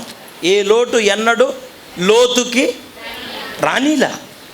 సర్వ సమృద్ధి లోతు జీవితంలో అనుభవించాడు. దానికి కారణం అబ్రహామే. రోజులు గడిచిన తర్వాత వాళ్ళిద్దరూ కలిసి జీవించటానికి, కలిసి బ్రతకటానికి ఆ ప్రదేశము అంటే వాళ్ళకి పార్కింగ్కి ప్లేస్ లేదంట. గొర్రెలు, ఎద్దులు, మేకలు, గాడిదలు ఇవి పెట్టుకోవటానికి ఏం లేవంట. ఏ కాలంలో ప్లేస్ లేదు? లాస్ట్ వీకా, లాస్ట్ ఇయరా, పోయిన సంవత్సరం, ఎప్పుడు? అబ్రహాం కాలం. అప్పుడు అసలు ఎంఆర్ఓ ఆఫీసే లేదుగా, రిజిస్ట్రేషన్ ఆఫీస్ ఉందా? స్థలం ఎంత ఖాళీగా ఉంది? మన తాత ముత్తాతల కాలం ఇప్పుడు ఇట్నే ఉందా? ఈ ఏరియా అంతా అడవి కాదు. మొన్న ఈ మధ్య కదా ఎట్టయింది. మరి ఆ కాలములో అంత స్థలం ఖాళీగా ఉంటే వాళ్ళ ఆస్తులు పెట్టుకోవడానికి, వాళ్ళకి కలిసి బ్రతకడానికి ఏం సరిపోలేదంట. వారు అనేది ఏకవచనం, సింగులరా ప్లూరలా? ఏకవచనమా బహువచనమా? అంటే వారంటే ఇద్దరా ఒక్కళ్ళా? అంటే అబ్రహాము ఇద్దరు కలిసి బతకడానికి ఏం సరిపోలేదంట. దేవుడు అబ్రహామును ఆశీర్వదించాడా, లోతును కూడా ఆశీర్వదించాడు? ఇద్దరిని అనండి ఆశీర్వదించాడా? ఇప్పుడు ఆశీర్వదించిన తర్వాత అంట ఒకరోజు వినండి అమ్మా, 7వ వచనంలో అబ్రాము పశువుల కాపర్లకి లోతు పశువుల కాపర్లకి కలహం వచ్చింది. కలహం అంటే గొడవ. ఎవరెవరికి? అబ్రహాము పని వాళ్ళకి, లోతు పని వాళ్ళకి. పనోళ్ళు గొడవ పడ్డారమ్మా. గొడవ పడితే అబ్రహాం ఏమన్నాడంటే, అరే లోతా, గొడవ పని వాళ్ళ దాకా వచ్చింది. ఇది కొద్ది రోజులు మనం మౌనంగానే ఉన్నాం అనుకో, ఆ గొడవ మన దాకా వచ్చింది. మనిద్దరం గొడవ పడటం నాకైతే ఇష్టం లేదు. అందుకోసం మన దాకా గొడవ రాకమునిపే నీ దారి నువ్వు, నా దారి నేను ఉంటా. ఎట్టు కావాలంటాడు పో నాన్న, మిగిలిన దిక్కులో నేను ఆ మూలన నేను బతుకుతా అన్నాడు. ఇప్పుడు లోతు హృదయంలో దిక్కులేనోడిని నేను, నాకే ఆధారం అండ లేనప్పుడు అన్నీ తానై నన్ను పెంచినోడు. ఇప్పుడు పశువుల కాపర్లకు గొడవ వచ్చి నన్ను వెళ్ళిపోమంటాడు. ఇప్పుడు ఇంతకీ ఈ లోతుకి పశువులు ఎక్కడి నుంచి వచ్చినాయి? ఆయన ఇచ్చినాయిగా. ఒక గొర్రె పిల్లితే ఒక గొర్రె పిల్లకి ఒక గొర్రె పిల్ల ఒక మంద అయింది. ఒక ఒంటికి ఆ ఒంటికి ఒంటే ఈ ఒంటికి ఒంటే మొత్తానికి ఒక మంద అయింది. ఇవన్నీ ఎవరిచ్చినాయి? ఇప్పుడు అబ్రహాం ఏమంటాడు, నువ్వు నన్ను ఇడిచిపెట్టి వెళ్ళిపోరా, గొడవలు అవుతున్నాయి, మన దాకా గొడవలు వద్దు, మనం మళ్ళా దేవునికి అవమానకరంగా సమాజంలో బతకటం మంచిది కాదు అన్నప్పుడు నిజంగా గుండెలో కృతజ్ఞత ఉంటే లోతు ఏమనాలా? అసలు గొడవ ఎవరికి జరిగింది? ఆ పనోడు ఎవడో వాణ్ణి పని నుంచి పీకేద్దాం, మనం ఎందుకు సపరేట్ అవ్వాలా? నువ్వు కదా నాకు దిక్కు, నీ ద్వారా కదా నేను బతికింది, ఈ ఆశీర్వాదానికి కారణం నువ్వుగా, నిన్నెంటి విడిచిపెడతా అనాల. ఇంకా కొంచెం మీ పోటీ జ్ఞానం గల్లోలే కనుకైతే ఇంకా అనాల్సిన మాట ఏంటో చెప్పనా? అసలు ఈ పశువులన్నీ నాకు ఒక ఆధార్ కార్డు వచ్చిందంటే, నాకు ఒక అడ్రస్ దొరికిందంటే దానికి కారణం నువ్వు తండ్రి, నువ్వయ్యా. నువ్వు ఇస్తేనే నేను ఈరోజు నేను ఆస్తిపరుణ్ణయ్యా. లోతు అనేవాడు ఐశ్వర్యవంతుడు అనటానికి దానికి చిరునామా అడ్రస్ ఎవరు? నువ్వు కదా. ఇక ఒక్క మాట చెబుతున్నా, ఏమైనా చేసుకో, నేనైతే నీ దగ్గర నుంచి పోను, నాకు నువ్వు ఖచ్చితంగా కావాలా. అవసరమైతే నా దగ్గర ఉన్న ఈ పశువులన్నిటినీ మళ్ళా మొత్తం మందలో కలుపో, నువ్వు నాకు ఉండాలి అనాలా? అన్నాడా? మరేమన్నాడు? ఓ అనగానే ఓకే కమాన్ మా, వేర్ ఇస్ మై టీమ్ అని వీడు అప్పటికప్పుడు ఒక బ్యాచ్ని తయారు చేసుకున్నాడు. ఆ గుడారంలో మరి ఎప్పుడు ట్రైనింగ్ ఇచ్చిండో సీక్రెట్ ఏజెన్సీ.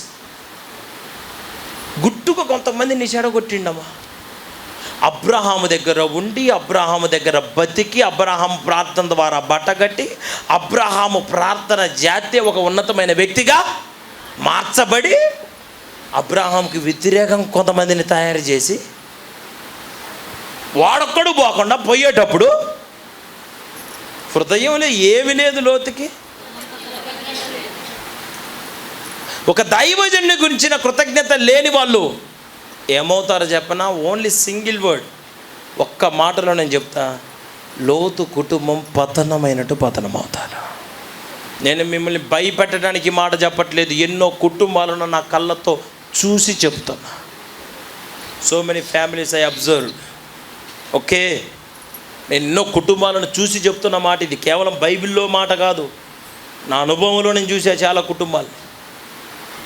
ఒక దైవజనుడితో ఉన్న సంబంధం, దైవజనుడి ప్రార్థన ద్వారా బాగుపడి ఆశీర్వదించబడి వర్ధిల్లి కృప పొందుకొని అవసరాలు తీరినాక, సమస్య నుంచి బయటపడ్డాక వాళ్ళకి నచ్చినట్టుగా వాళ్ళు బతకడానికి ఇష్టపడిన ఎందరో వారి జీవితాలలో నష్టపోయారు.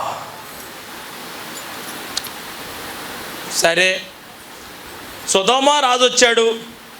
ఆదికాండం 14:14 సొదొమ రాజు వచ్చి చెరపట్టాడు.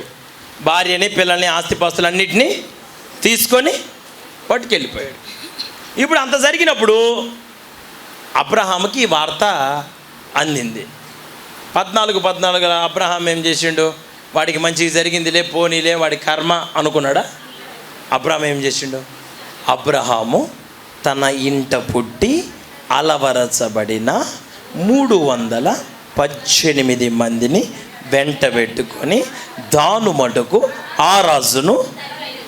ఒక మాట, ఇప్పుడు ఆయన దగ్గర నుంచి వెళ్ళిపోయి ఆయన బతికేది ఆయన బతుకుతుంటే వాడు కష్టంలో ఉన్నాడంటే, అరే నువ్వు నన్ను ఏడిపిపట్టారా నీకు అట్టయింది అన్న మాటలు మాట్లాడకపోగా తన ఇంట్లోనే పుట్టి పెరిగిన ఎంతమంది 318 మందిని తీసుకొని పోయి అక్కడ యుద్ధం చేసి ఈ లోతు ఏమేమైతే కోల్పోయాడో వాటన్నిటిని మరలా తిరిగి లోతు దగ్గర తీసుకొని వచ్చిండంట.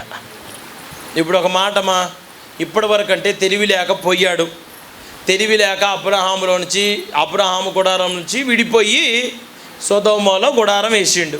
ఇప్పుడు సొదొమలో నష్టం జరిగిందిగా, దెబ్బ తగిలిందిగా, తగిలిందా లేదా? సేవకునికి దూరం కాబట్టి, సేవకుడికి గూర్చినటువంటి కృతజ్ఞత గుండెలో లేదు గనక, దేవునికి దూరం అయిపోబట్టి, సేవకునికి దూరంగా బతకబట్టి నష్టం జరిగిందా జరగలేదా? మరి జరిగినప్పుడు, దెబ్బ తగిలినప్పుడు, ఇబ్బందులు జరుగుతున్నప్పుడు మరి దైవజనుడు కొంచెం గుర్తు రావాలా లేదా? దెబ్బలు తగులుతున్నప్పుడు మళ్ళీ దేవుని వైపు తిరగాల లేదా? మరి లోతు తిరిగాడా? ఇంత యుద్ధం జరిగి అందరినీ సమకూర్చి అబ్రహాం వెళ్ళిపోతుంటే, అబ్రహాం వెళ్తుంటే అబ్రహాం అనాలిగా, అబ్రహాంతో నీ లోతు ఏమని అనాలా? అయ్యా జరిగిందేదో జరిగిపోయింది, ఇక్కడ నుంచైనా మేము నిన్ను విడిచిపెట్టాం, ఈ సొదొమలో మేము ఉండం, నీకు దండం పెడతా, మేము నీతో పాటే వస్తాం అని అంటే అబ్రహాం కాదంటాడా? అసలు అన్నారా? కొంతమందికి శ్రమలు, శోధనలు, ఎదురు దెబ్బలు కలుగుతున్నా వాళ్ళ తప్పును వాళ్ళు గ్రహించుకోవట్లేదు తెలుసా? చాలామంది అయ్యో ఇందుకోసమే మేము సహవాసానికి దూరం కావటం కాబట్టే మేము ఈ నష్టాన్ని మా జీవితంలో అనుభవిస్తున్నాము అన్న ఆలోచన చాలామందికి లేదు, రాట్లా. సరే, ఈయన కంటే తెలివి లేదు, జ్ఞానం లేనోడు, మరి భార్యకి ఏమైంది? భార్య తెలివి కలదుగా, ఆడమనిచేగా. ఆమెను ఏమనాలా? ఏమయ్యా లోతు, నువ్వు వస్తావా? రా, నువ్వు వచ్చినా రాకపోయినా నేనైతే ఇక్కడుంటే మనం చస్తాం, మనకి మంచిది, చూసినాం ఎంత నష్టం జరిగిందో అనాలా? ఇంట్లో భర్తకి రక్షణ లేనప్పుడు, భార్యకి రక్షణ లేనప్పుడు, కుటుంబ పరిస్థితులు బాగలేనప్పుడు ఒకళ్ళకొకళ్ళకు వంతపాడి దేవునికి దూరం కాకూడదు. అయ్యా మనం ఇట్లా చేస్తున్నాం, మనకి నష్టాలు జరిగిద్ది అయ్యా అని భర్తకి చెప్పుకోవాలా భార్యలు. ఏనండి అందరూ నష్టమైన మార్గంలో భర్తలు నడుస్తుంటే అమ్మగా అయ్యే కానీ బతివిలాడుకోవాలా. మనం అంటే వెళ్తే మనకి క్షేమము కాదని చెప్పుకోవాలా. లోతు భార్య లోతుకి ఆ విషయాన్ని చెప్పలా. లోతుకు నచ్చినట్టు లోతు భార్యకి నచ్చినట్టు మొత్తానికి వాళ్ళ హృదయాలలో అబ్రహామును గురించిన కృతజ్ఞత. ఫస్ట్ టైం ఏమో సొదొమ రాజు వచ్చిండు, అప్పుడు క్యాజువల్గా ఏదో పై నష్టం జరిగింది. రోజులు గడిచిన తర్వాత సొదొమ గొమొర్రా పట్టణం అంతా అగ్ని గంధకములతో కాల్చబడిందా? కాల్చబడితే వాళ్ళు తిరిగి వస్తుంటే లోతు భార్య ఏమో, లోతు పిల్లలు బయటకు వచ్చారు. బయటికి రాగానే అక్కడున్న టీవీ రిపోర్టర్లు అందరూ వచ్చి, అయ్యా లోతు, వెళ్ళేటప్పుడు ఆస్తి పాస్తులన్నీ దోలుకొని పోయావు, ఎద్దులు గొర్రెలు మేకలు అన్నీ తీసుకొని పోయినావుగా, మరి ఇప్పుడేంది ఉత్త చేతులతో వచ్చినావు, నీకేం మిగిలింది అంటే, లోతు జేబులో చేయి పెట్టి జేబులోంచి తీసి ఎట్ట చూపించి అంటాను, బూడిదే. ఏం మిగిలింది? ఎందుకు? ఒక దైవజనుడు తన కోసం కష్టపడి దేవుని ద్వారా పిలవబడిన దైవజనుడు, దేవుని చిత్తంలో ఉన్న దైవజనునికి దూరం అయినందుకు, హృదయములో ఆ కృతజ్ఞత భావము లేనందుకు వారికి మిగిలింది. మనము కూడా ఇట్లా ప్రవర్తిస్తే మనకు కూడా ఆ నష్టం జరిగింది. నేను నా నోటితో చెప్పను. మీకు ఆ నష్టాలు జరగకుండా ఉండు నిమిత్తమై మీరు కృతజ్ఞత కలిగిన వ్యక్తులుగా మార్చబడుదురు గాక. కృతజ్ఞత లేని వాడు ఒకడున్నాడా? లూకాసు వార్త 15వ అధ్యాయం, లూకాసు వార్త 15వ అధ్యాయం 17వ వాక్యం. అయితే బుద్ధి వచ్చినప్పుడు వాడు, నా తండ్రి యొద్ద ఎంతోమంది కూలివాండ్రును, అన్నము సమృద్ధిగా ఉన్నది, నేనైతే ఇక్కడ ఆకలికి చచ్చిపోవుచున్నాను. నేను లేచి నా తండ్రి యొద్దకు వెళ్ళి, తండ్రి, నేను పరలోకమునకు విరోధముగాను నీ ఎదుటను పాపము చేసి తిని, ఇక మీదట నీ కుమారుడునని అనిపించుకొనుటకు యోగ్యుడను కాను. ఇప్పుడు నా వైపు చూడండి. ఒక తండ్రికి 2 కొడుకులు. ఎంతమంది? దాంట్లో చిన్నోడు తండ్రి దగ్గరికి వచ్చి, తండ్రి నాకు ఆస్తి కావాలి అన్నాడు. ఏమన్నాడు? అసలు ఇంతకీ వీళ్ళ అమ్మ ఉందా? అమ్మగారు ఉన్నారా?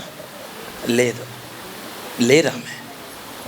అమ్మగారు లేకపోయినా, తల్లి లేకపోయినా, ఆడమనిషి ఆ ఇంటికి లేకపోయినా అన్నీ తానై పెంచాడు. ఎవరు? తన సంతోషాలు, తన స్వార్థాలు, తన ఆనందాలు అన్నీ పక్కన పెట్టి నా పిల్లలు ఎదిగితే అంతే అనుకున్నాడా? ఇంత మంచి భావనతోని ఎన్నో త్యాగాలు చేసి ఆ తండ్రి ఆ 2 కొడుకుల్ని, కుమారులను పెంచి పెద్ద చేస్తే వాట్ హ్యాపెన్? ఏం జరిగింది? వాళ్ళు పెద్ద పెరిగిన తర్వాత చిన్న కొడుకు వచ్చి ఏమడుగుతున్నాడు? తండ్రి, నువ్వు నా కోసం ఇన్ని సంవత్సరాలు కష్టపడ్డావు గనక ఇక్కడ నుంచి నేను నీ కోసం, ఈ ఇంటి కోసం కష్టపడతాను అన్నాడా? ఏమంటున్నాడు? ఆస్తిలో నాకు భాగం, వాటా కావాలి అంటే అక్కడ ఆ రాయబడిన మాట మీరు చూడండి. అప్పుడు ఆయన వారికి తన ఆస్తిని పంచిపెట్టెను. దొరికిందా మీకు ఆ వచనం? లూకాసు వార్త 15వ అధ్యాయం. అప్పుడు వారికి ఆయన తన ఆస్తిని పంచిపెట్టెను అని ఉంటుంది. దొరకలేదా? 12 అంట చూడండి.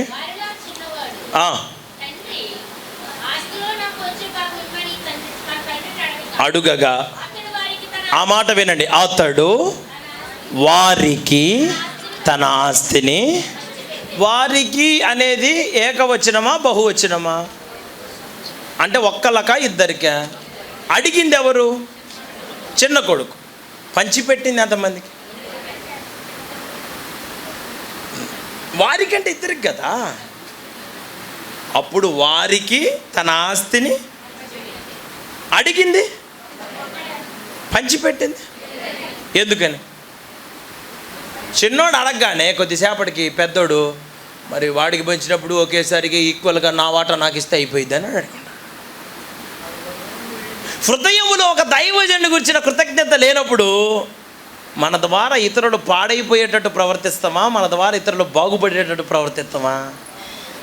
ఇప్పుడు ఈ చిన్న కొడుకును బట్టి ఇంట్లో పెద్దోడు ఏమయ్యాడు? ఈరోజు నా దైవజనుని గురించినటువంటి కృతజ్ఞత మన హృదయంలో లేకపోతే మనల్ని బట్టి సంఘంలో ఉన్న బిడ్డలు ఏమైపోతారు? దేవుని పిల్లలు ఏమైపోతారు? మనం పాడు చేయాలా, బాగు చేయాలా? బాగు చేసే కృపను దేవుడు మనందరికి ఇచ్చును గాక. అసలు వీడికి ఏం కరువు వచ్చిపోయాడు? చిన్న కొడుక్కి తిండి లేదా? తండ్రి పట్టించుకోలేదా? తండ్రి విచ్చలవిడికి ఏమైనా తిరిగాడా? ఏమి లేదుగా.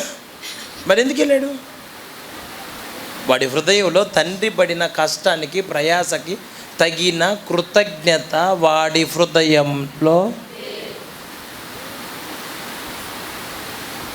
ఈ రోజున సంగమా, దేవుని పిల్లలారా, మీరు ఏ స్థితిలో నుంచి ఏ పరిస్థితిలో ఉన్నప్పుడు మీకోసం మీ దైవజనులు ప్రార్థన చేశారో, ఏ స్థితిలో ఉన్నప్పుడు, ఎటువంటి స్థితిలో ఒక దైవజనుడి ప్రార్థన ద్వారా మీరు బయటపడ్డారో, అది మీ గొంతులో ప్రాణం ఉన్నంత వరకు మీరు మర్చిపోని కృతజ్ఞత కలిగిన మనసు కలిగిన వ్యక్తులుగా మార్చబడతారు గాక.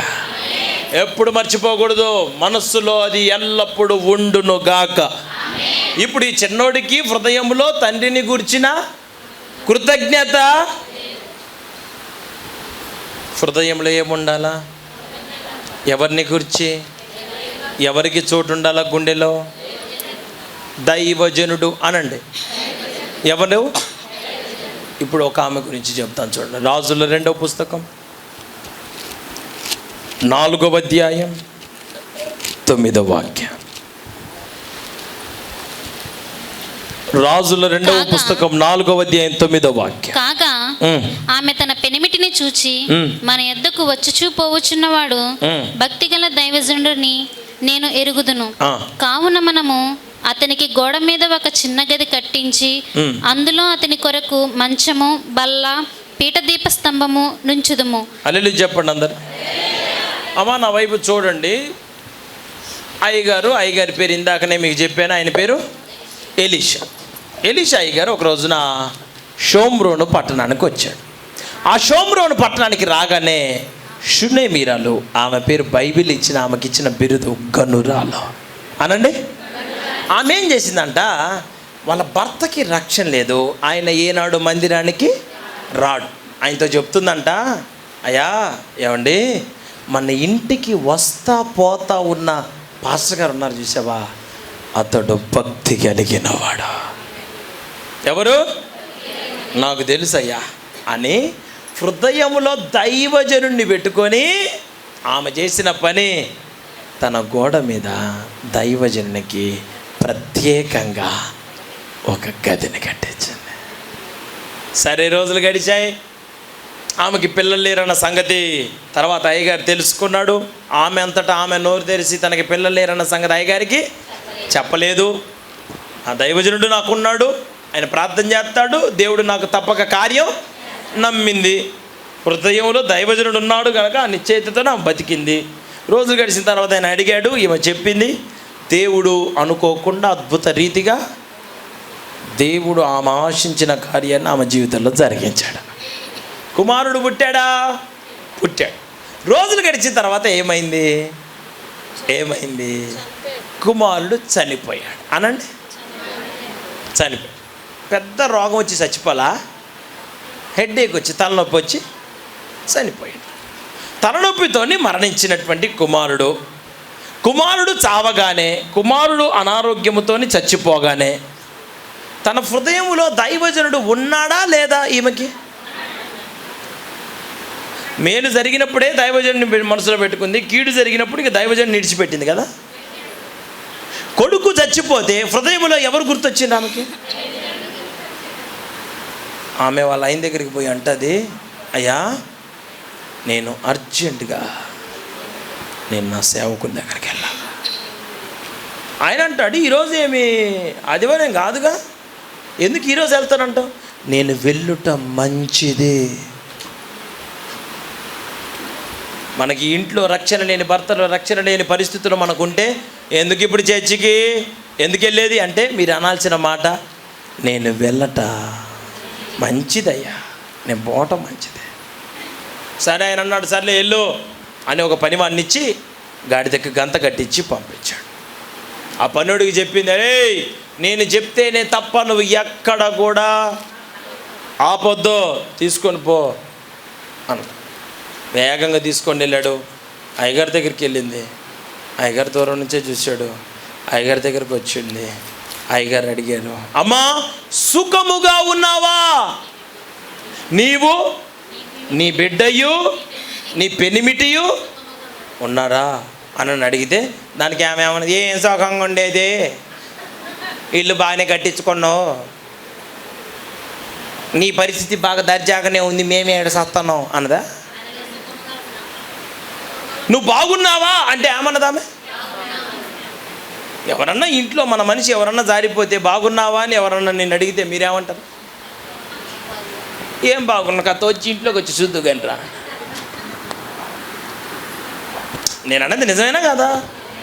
అంత బాధ పెట్టుకొని సామెత ఒకటి ఉంది కదా, సావు కబురు చల్లగా చెప్పినాడు. ఏమతోనే తయారైందేమో ఆ సామెత. సుఖముగా ఉన్నావా అంటే ఏమంటది? ఎస్ ఐఎమ్ ఫైన్, నేను బాగున్నానయ్యా. మరి ఏందమ్మా నీకోసం రాజులతో ఏమైనా మాట్లాడాలా? ఏమి లేదయ్యా. మరేంది? ఏం లేదు కానీ బాబు కొంచెం తలనొప్పి అని చెప్పిండు, నా తొడ మీద పడుకోబెట్టుకున్నా, వాడు అంతే చచ్చిపోయాడా? చచ్చిపోయాడా?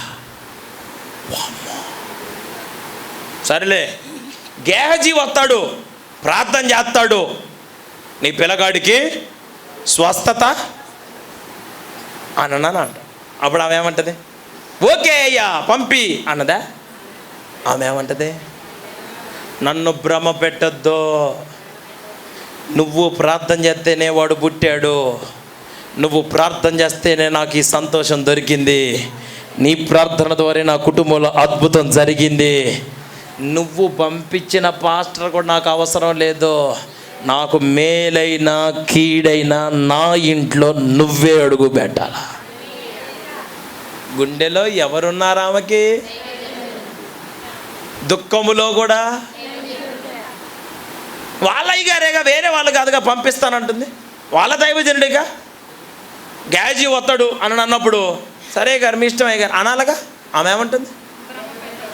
నన్నిట్ట చెయ్యొద్దయ్యా, నీకు దండం పెడతా, నాకు మాత్రం నువ్వే రావాలా. మనకి ఇంట్లో ఎవరైనా పుసుక్కుని ఏమైనా జారిపోతే ఇట్లాంటి కార్యక్రమం జరిగితే కనీసం మనం ఇంటిమేషన్ కూడా ఇయ్యం. మనం డైరెక్ట్ ఇంటిమేషన్ కాదు, ఇండైరెక్ట్ కౌంటర్లు, ఇండైరెక్ట్ ఆ విశ్వాసకో ఈ విశ్వాసకో చెప్పి మెయిన్ మెంబర్ ఉంటారు కదా ఎవరొకరు ముఖ్యమైన వాళ్ళకి ఫోన్ చేసి అదే జరిగింది కదా ఫస్ట్ అని ఫోన్ పెట్టేస్తాను. ఇప్పుడు పాస్టర్ గారు ఎత్తుక్కొని తప్పిపోయిన గొర్రెని ఎతికినట్టు అటు జరిగింది, అసలు ఏమైంది ఏంటిది అని ఫోన్ ఎత్తితే ఫోన్ చేస్తే నేను ఫోన్ ఎత్తరా, పరుగున రయ్యి మరి అంబులెన్స్ పోయినట్టు నేను కారు వేసుకుని నీ ఇంటికి రా. అక్కడికి వచ్చి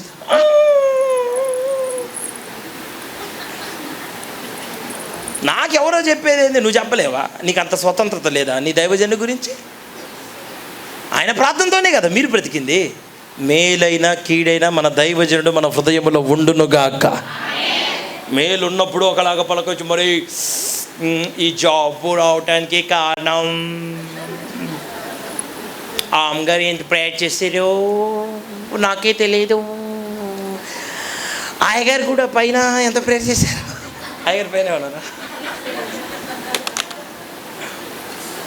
అయ్యగారు ఎంత పైన ప్రేయర్ చేశారు, నిజంగా జాబ్ వస్తుందని నేనైతే అసలు ఎక్స్పెక్ట్. నేను ఒకటి చెప్తున్నా సంఘ బిడ్డలందరికీ, నా జీవితాంతం అంటే నీకు మంచి జరిగింది కాబట్టి ఈ లెవెల్ మెయింటైన్ చేస్తావు కదా. ఇంకా తేడా జరిగితే అసలు ఆ ఉద్యోగమే పోయింది అనుకో, అప్పుడు ఏం చేద్దాం? మరి అయ్యగారు ఇట్లా ప్రార్థన చేస్తే, సరిగ్గా ప్రార్థన చేస్తే అసలు నా ఉద్యోగం ఎందుకు పోయింది?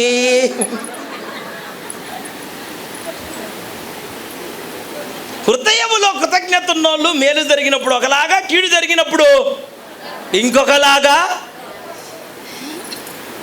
మేలు జరిగినప్పుడు ఎంత సంతోషపడిందో, కుమారుడు కలిగినప్పుడు ఎంత ఆనందపడిందో, పిల్లగాడు చనిపోయినప్పుడు కూడా సంతోషంగానే పోయింది.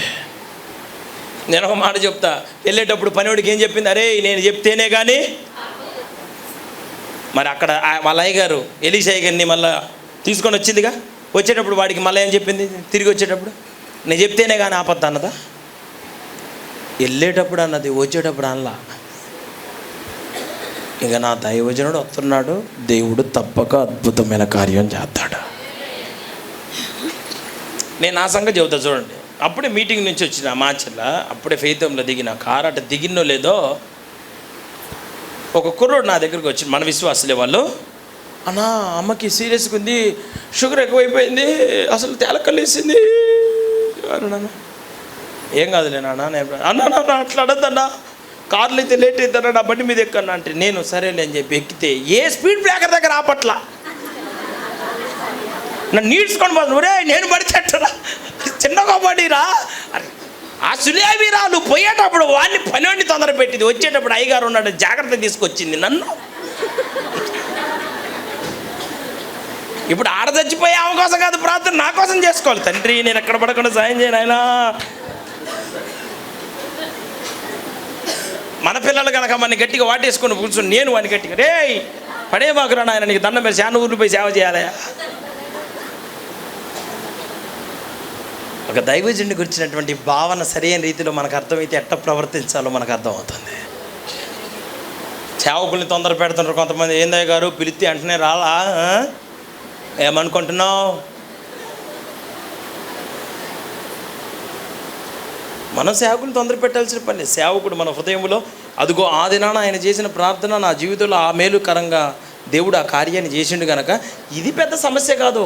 దైవజనుడు వచ్చినా రాకపోయినా ఫోన్లో ప్రార్థించినా దేవుడు తప్పక అద్భుతమైన కార్యము చేస్తాడు. ఈ కృతజ్ఞత మనందరి హృదయాలలో కలుగునుగాక. అందరు చెప్పండి గట్టిగా. నేను అందుకోసం ఇది ఎట్లాంటి మీటింగులు డేట్లు ఇచ్చినప్పుడు మరి నా విశ్వాసులు కూడా ఉన్నారు కదా, మరి వాళ్ళకి పుట్టినరోజులు ఉంటాయా? నాదేమో 1 ఎకరం స్థలం, 120 పొడుగు, 60 వెడల్పు, ఒక 10 బ్రాంచీలు, సేవకులు. నాకు చాలా నా కొంప కూడా పెద్దదేనా? నాకు ఇంట్లో జనాలు ఉన్నారాయా? మరి వాళ్ళకి పుట్టినరోజులు ఉంటాయా? ఉండవా? వాడు ఈ నెలలో పుడితే వచ్చే సంవత్సరం చేస్తా వాడికి. వాళ్ళ అమ్మమ్మలు వాళ్ళ తాతయ్యలు వాళ్ళు ఉంటారు కదా, వాళ్ళకి రక్షణ ఉండదు కదా. వాళ్ళు వస్తారు ఆ మీటింగ్కి, వచ్చి వాళ్ళు కేక్ కట్ చేస్తే అందరు పని హ్యాపీ బర్త్డే అంటే వాళ్ళు అరే నువ్వు ఎప్పుడు పుట్టి ఎప్పుడు కాస్తున్నారు అని వాళ్ళు చూస్తుంటారు. వాళ్ళు వాడు పుట్టింది 1 నెలలో అయితే నేను ఇంకొక నెలలో పుట్టినరోజు చేస్తా. నా విశ్వాసులకు చెప్తా, నాకు ఆ రోజు కుదరదంట. నా విశ్వాసుల మనసు ఎంత మంచిది చెప్పనా? మా సేవకుడు చెప్పిన నాడు చేసుకున్న పుట్టినరోజు నా పిల్లలకు అది ఆశీర్వాదకరం. ఆయన చెప్పిన మాట మనం వినాలని బంధువులకు చెప్పుకుంటే ఆ అమ్మమ్మల తాతయ్యలకి ప్రేమ ఎక్కువ. వాళ్ళు వచ్చే విచిత్రంగా శాతపడి చేసినట్టు ఆ కేక్ని అరే పోయిన నెల పుట్టి ఇప్పుడు ప్రెచ్చుకోతున్నారు కేక్ అని వాళ్ళు. ఒక సేవకుని మాటని దేవుని మాటగా తీసుకున్న వాళ్ళు ఆశీర్వదించబడతారు. చెప్పరేంది గట్టిగా? కొంచెం బిగ్గరగా చెప్పండి. ఆ ప్రియులరా, హృదయములో ఎవరున్నారు ఈమెకి? మరి దైవజనుని హృదయంలో కలిగినందుకు ఆమె సిగ్గుపరచబడిందా? అవమానకరంగా మార్చబడిందా? ఆమె బాధగానే మిగిలిపోయిందా? నష్టమైతే జరిగింది, నష్టం జరిగిన మాట నిజమే. అయితే ఆ నష్టం తాత్కాలికం, ఆమెకి కలిగిన ఆశీర్వాదము శాశ్వతంగా మిగిలిపోయింది. అందరిళ్ళల్లో కనుక ఇదే చావు ఇంకొక ఇంటికి జరిగితే ఆ ఇంట్లో దుఃఖం మిగిలేదే. గుండెలో దైవజనుని కలిగినందుకు ఆ ఇంట్లో ఉన్న దుఃఖాన్ని దేవుడు కొట్టేసి ఆశ్చర్య కార్యాన్ని ప్రభు జరిగించాడు. మీ ఇంట్లో అద్భుతాలు జరగాలనుంటే, ఆశ్చర్య కార్యాలు జరగాలనుంటే మీ హృదయంలో ఎవరికి చోటు ఉండాలా? దేవుడు మీ అందరికీ ఆ మనస్సునిచ్చునుగాక. చివరిగా ఒక్క మాట చెప్పిన ఆ మాటలను ముగిస్తా. రూత్ అనండి, కొంచెం గట్టిగానండి. రూతుకి 2 కోడలు కదా. పెద్ద ఆమె పేరు ఓర్ప, చిన్న ఆమె పేరు రూతు. పెద్ద ఆమె పేరు ఓర్ప, ఓర్పు లేని ఓర్ప. ఆమెకి లేనిది ఓర్పు, ఆమె పేరు ఓర్ప. చిన్న ఆమె పేరు రూతు. పెద్ద ఆమె అన్నది చియా మీరంటే నాకు చాలా ఎంత ఇష్టం అంటే అది ఇష్టం, అసలు చెప్పడానికి వీళ్ళే లేదన్నది. మీద పడింది, వాటేసుకుంది, ముద్దు పెట్టింది. సరే బాయ్ అతియా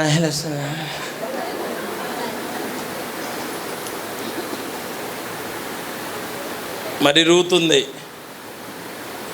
ఉంది మరి వయసులో పెద్దది, సంసార సాగరంలో అన్ని అనుభవాలు ఎక్కువే. ఒక మెట్టు ఎవరికి? ఓర్పాకి. పెద్దది గడ్డి తిన్నా, పెద్దది దారి తెప్పినా, పెద్ద అవమానకరమైన పనులు చేసిన ఆమెను చూసి ఆమె అట్టయితే నా బతికెట్ట అని అనుకోకుండా ఆమె వెళ్ళిపోతే ఇంక నేనుండటం ఏంది మాట్లాడు ఎందుకు అని అనుకోకుండా.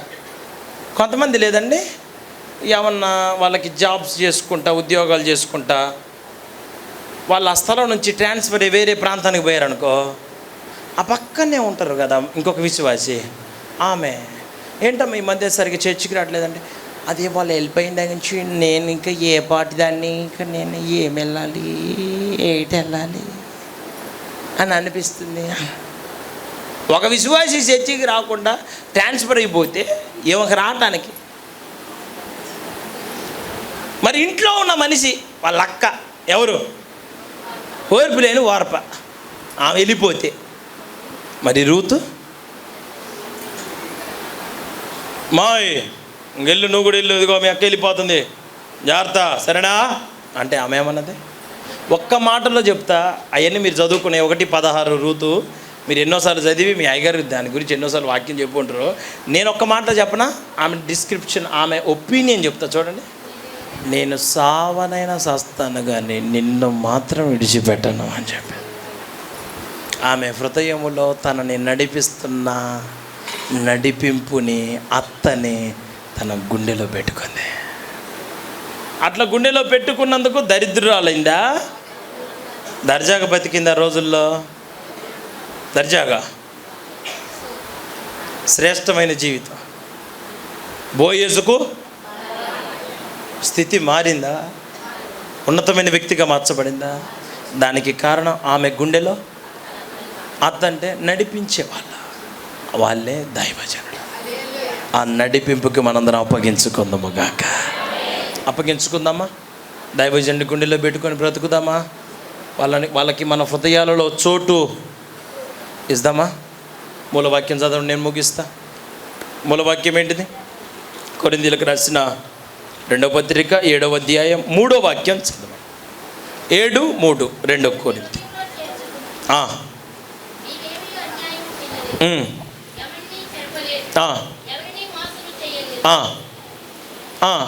మీకు శిక్షావిధి కలగవలెనని, ఆ మాట వినండి, మీకు శిక్షావిధి కలగవలెనని నేను ఎలాగూ చెప్పలేదు. చనిపోయినా గాని, ఆ మాట అందరు టిక్ చేసుకొని మీ బైబిల్లో, చనిపోయినా గాని జీవించినా గాని మీరును మేమును కూడా ఉండవలెనని మీ హృదయములలో ఉన్నారనియు నేను లోగడ చెప్పి తిని కదా. హల్లెలూయా చెప్పండి అందరూ, నాయనకాలు చెప్పండి. జీవించినా కానీ మరణించినా కానీ మీరును మేమును కూడి ఉండాలా. మన ప్రాణము పోయేంత వరకు మీ దైవజనుడు మీరు మీ దైవజనుడు, మీరును మేమును కూడా ఉండులాగా. అది జీవించినా అది మరణించిన అటువంటి సంబంధము కలిగిన భక్తి ఈ తరంలో మీరు ప్రభు కొరకు చేయుదురుగాక. అటువంటి ఆత్మీయులుగా మీరందరూ మార్చబడదురుగాక.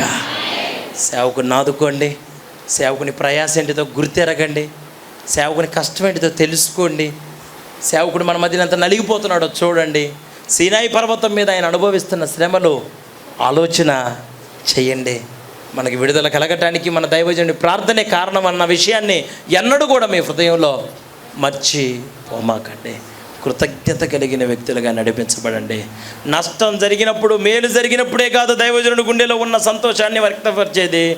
దుఃఖమైనా, నష్టమైనా, చివరికి మరణమే జరిగినా మన గుండెలో దైవజనుడి గురించిన గౌరవం ఎక్కడ తగ్గకుండా మన దైవజనుడిని మన హృదయంలో కాపాడుకొని నమ్మకమైన బిడ్డలుగా నడిపించబడి రూతు వలె మీరందరూ వర్ధిల్లుదురుగాక. రూతు వలె మీరందరూ ఆశీర్వదించబడుదురుగాక. మీ కుటుంబాలను నా దేవుడు కట్టునుగాక.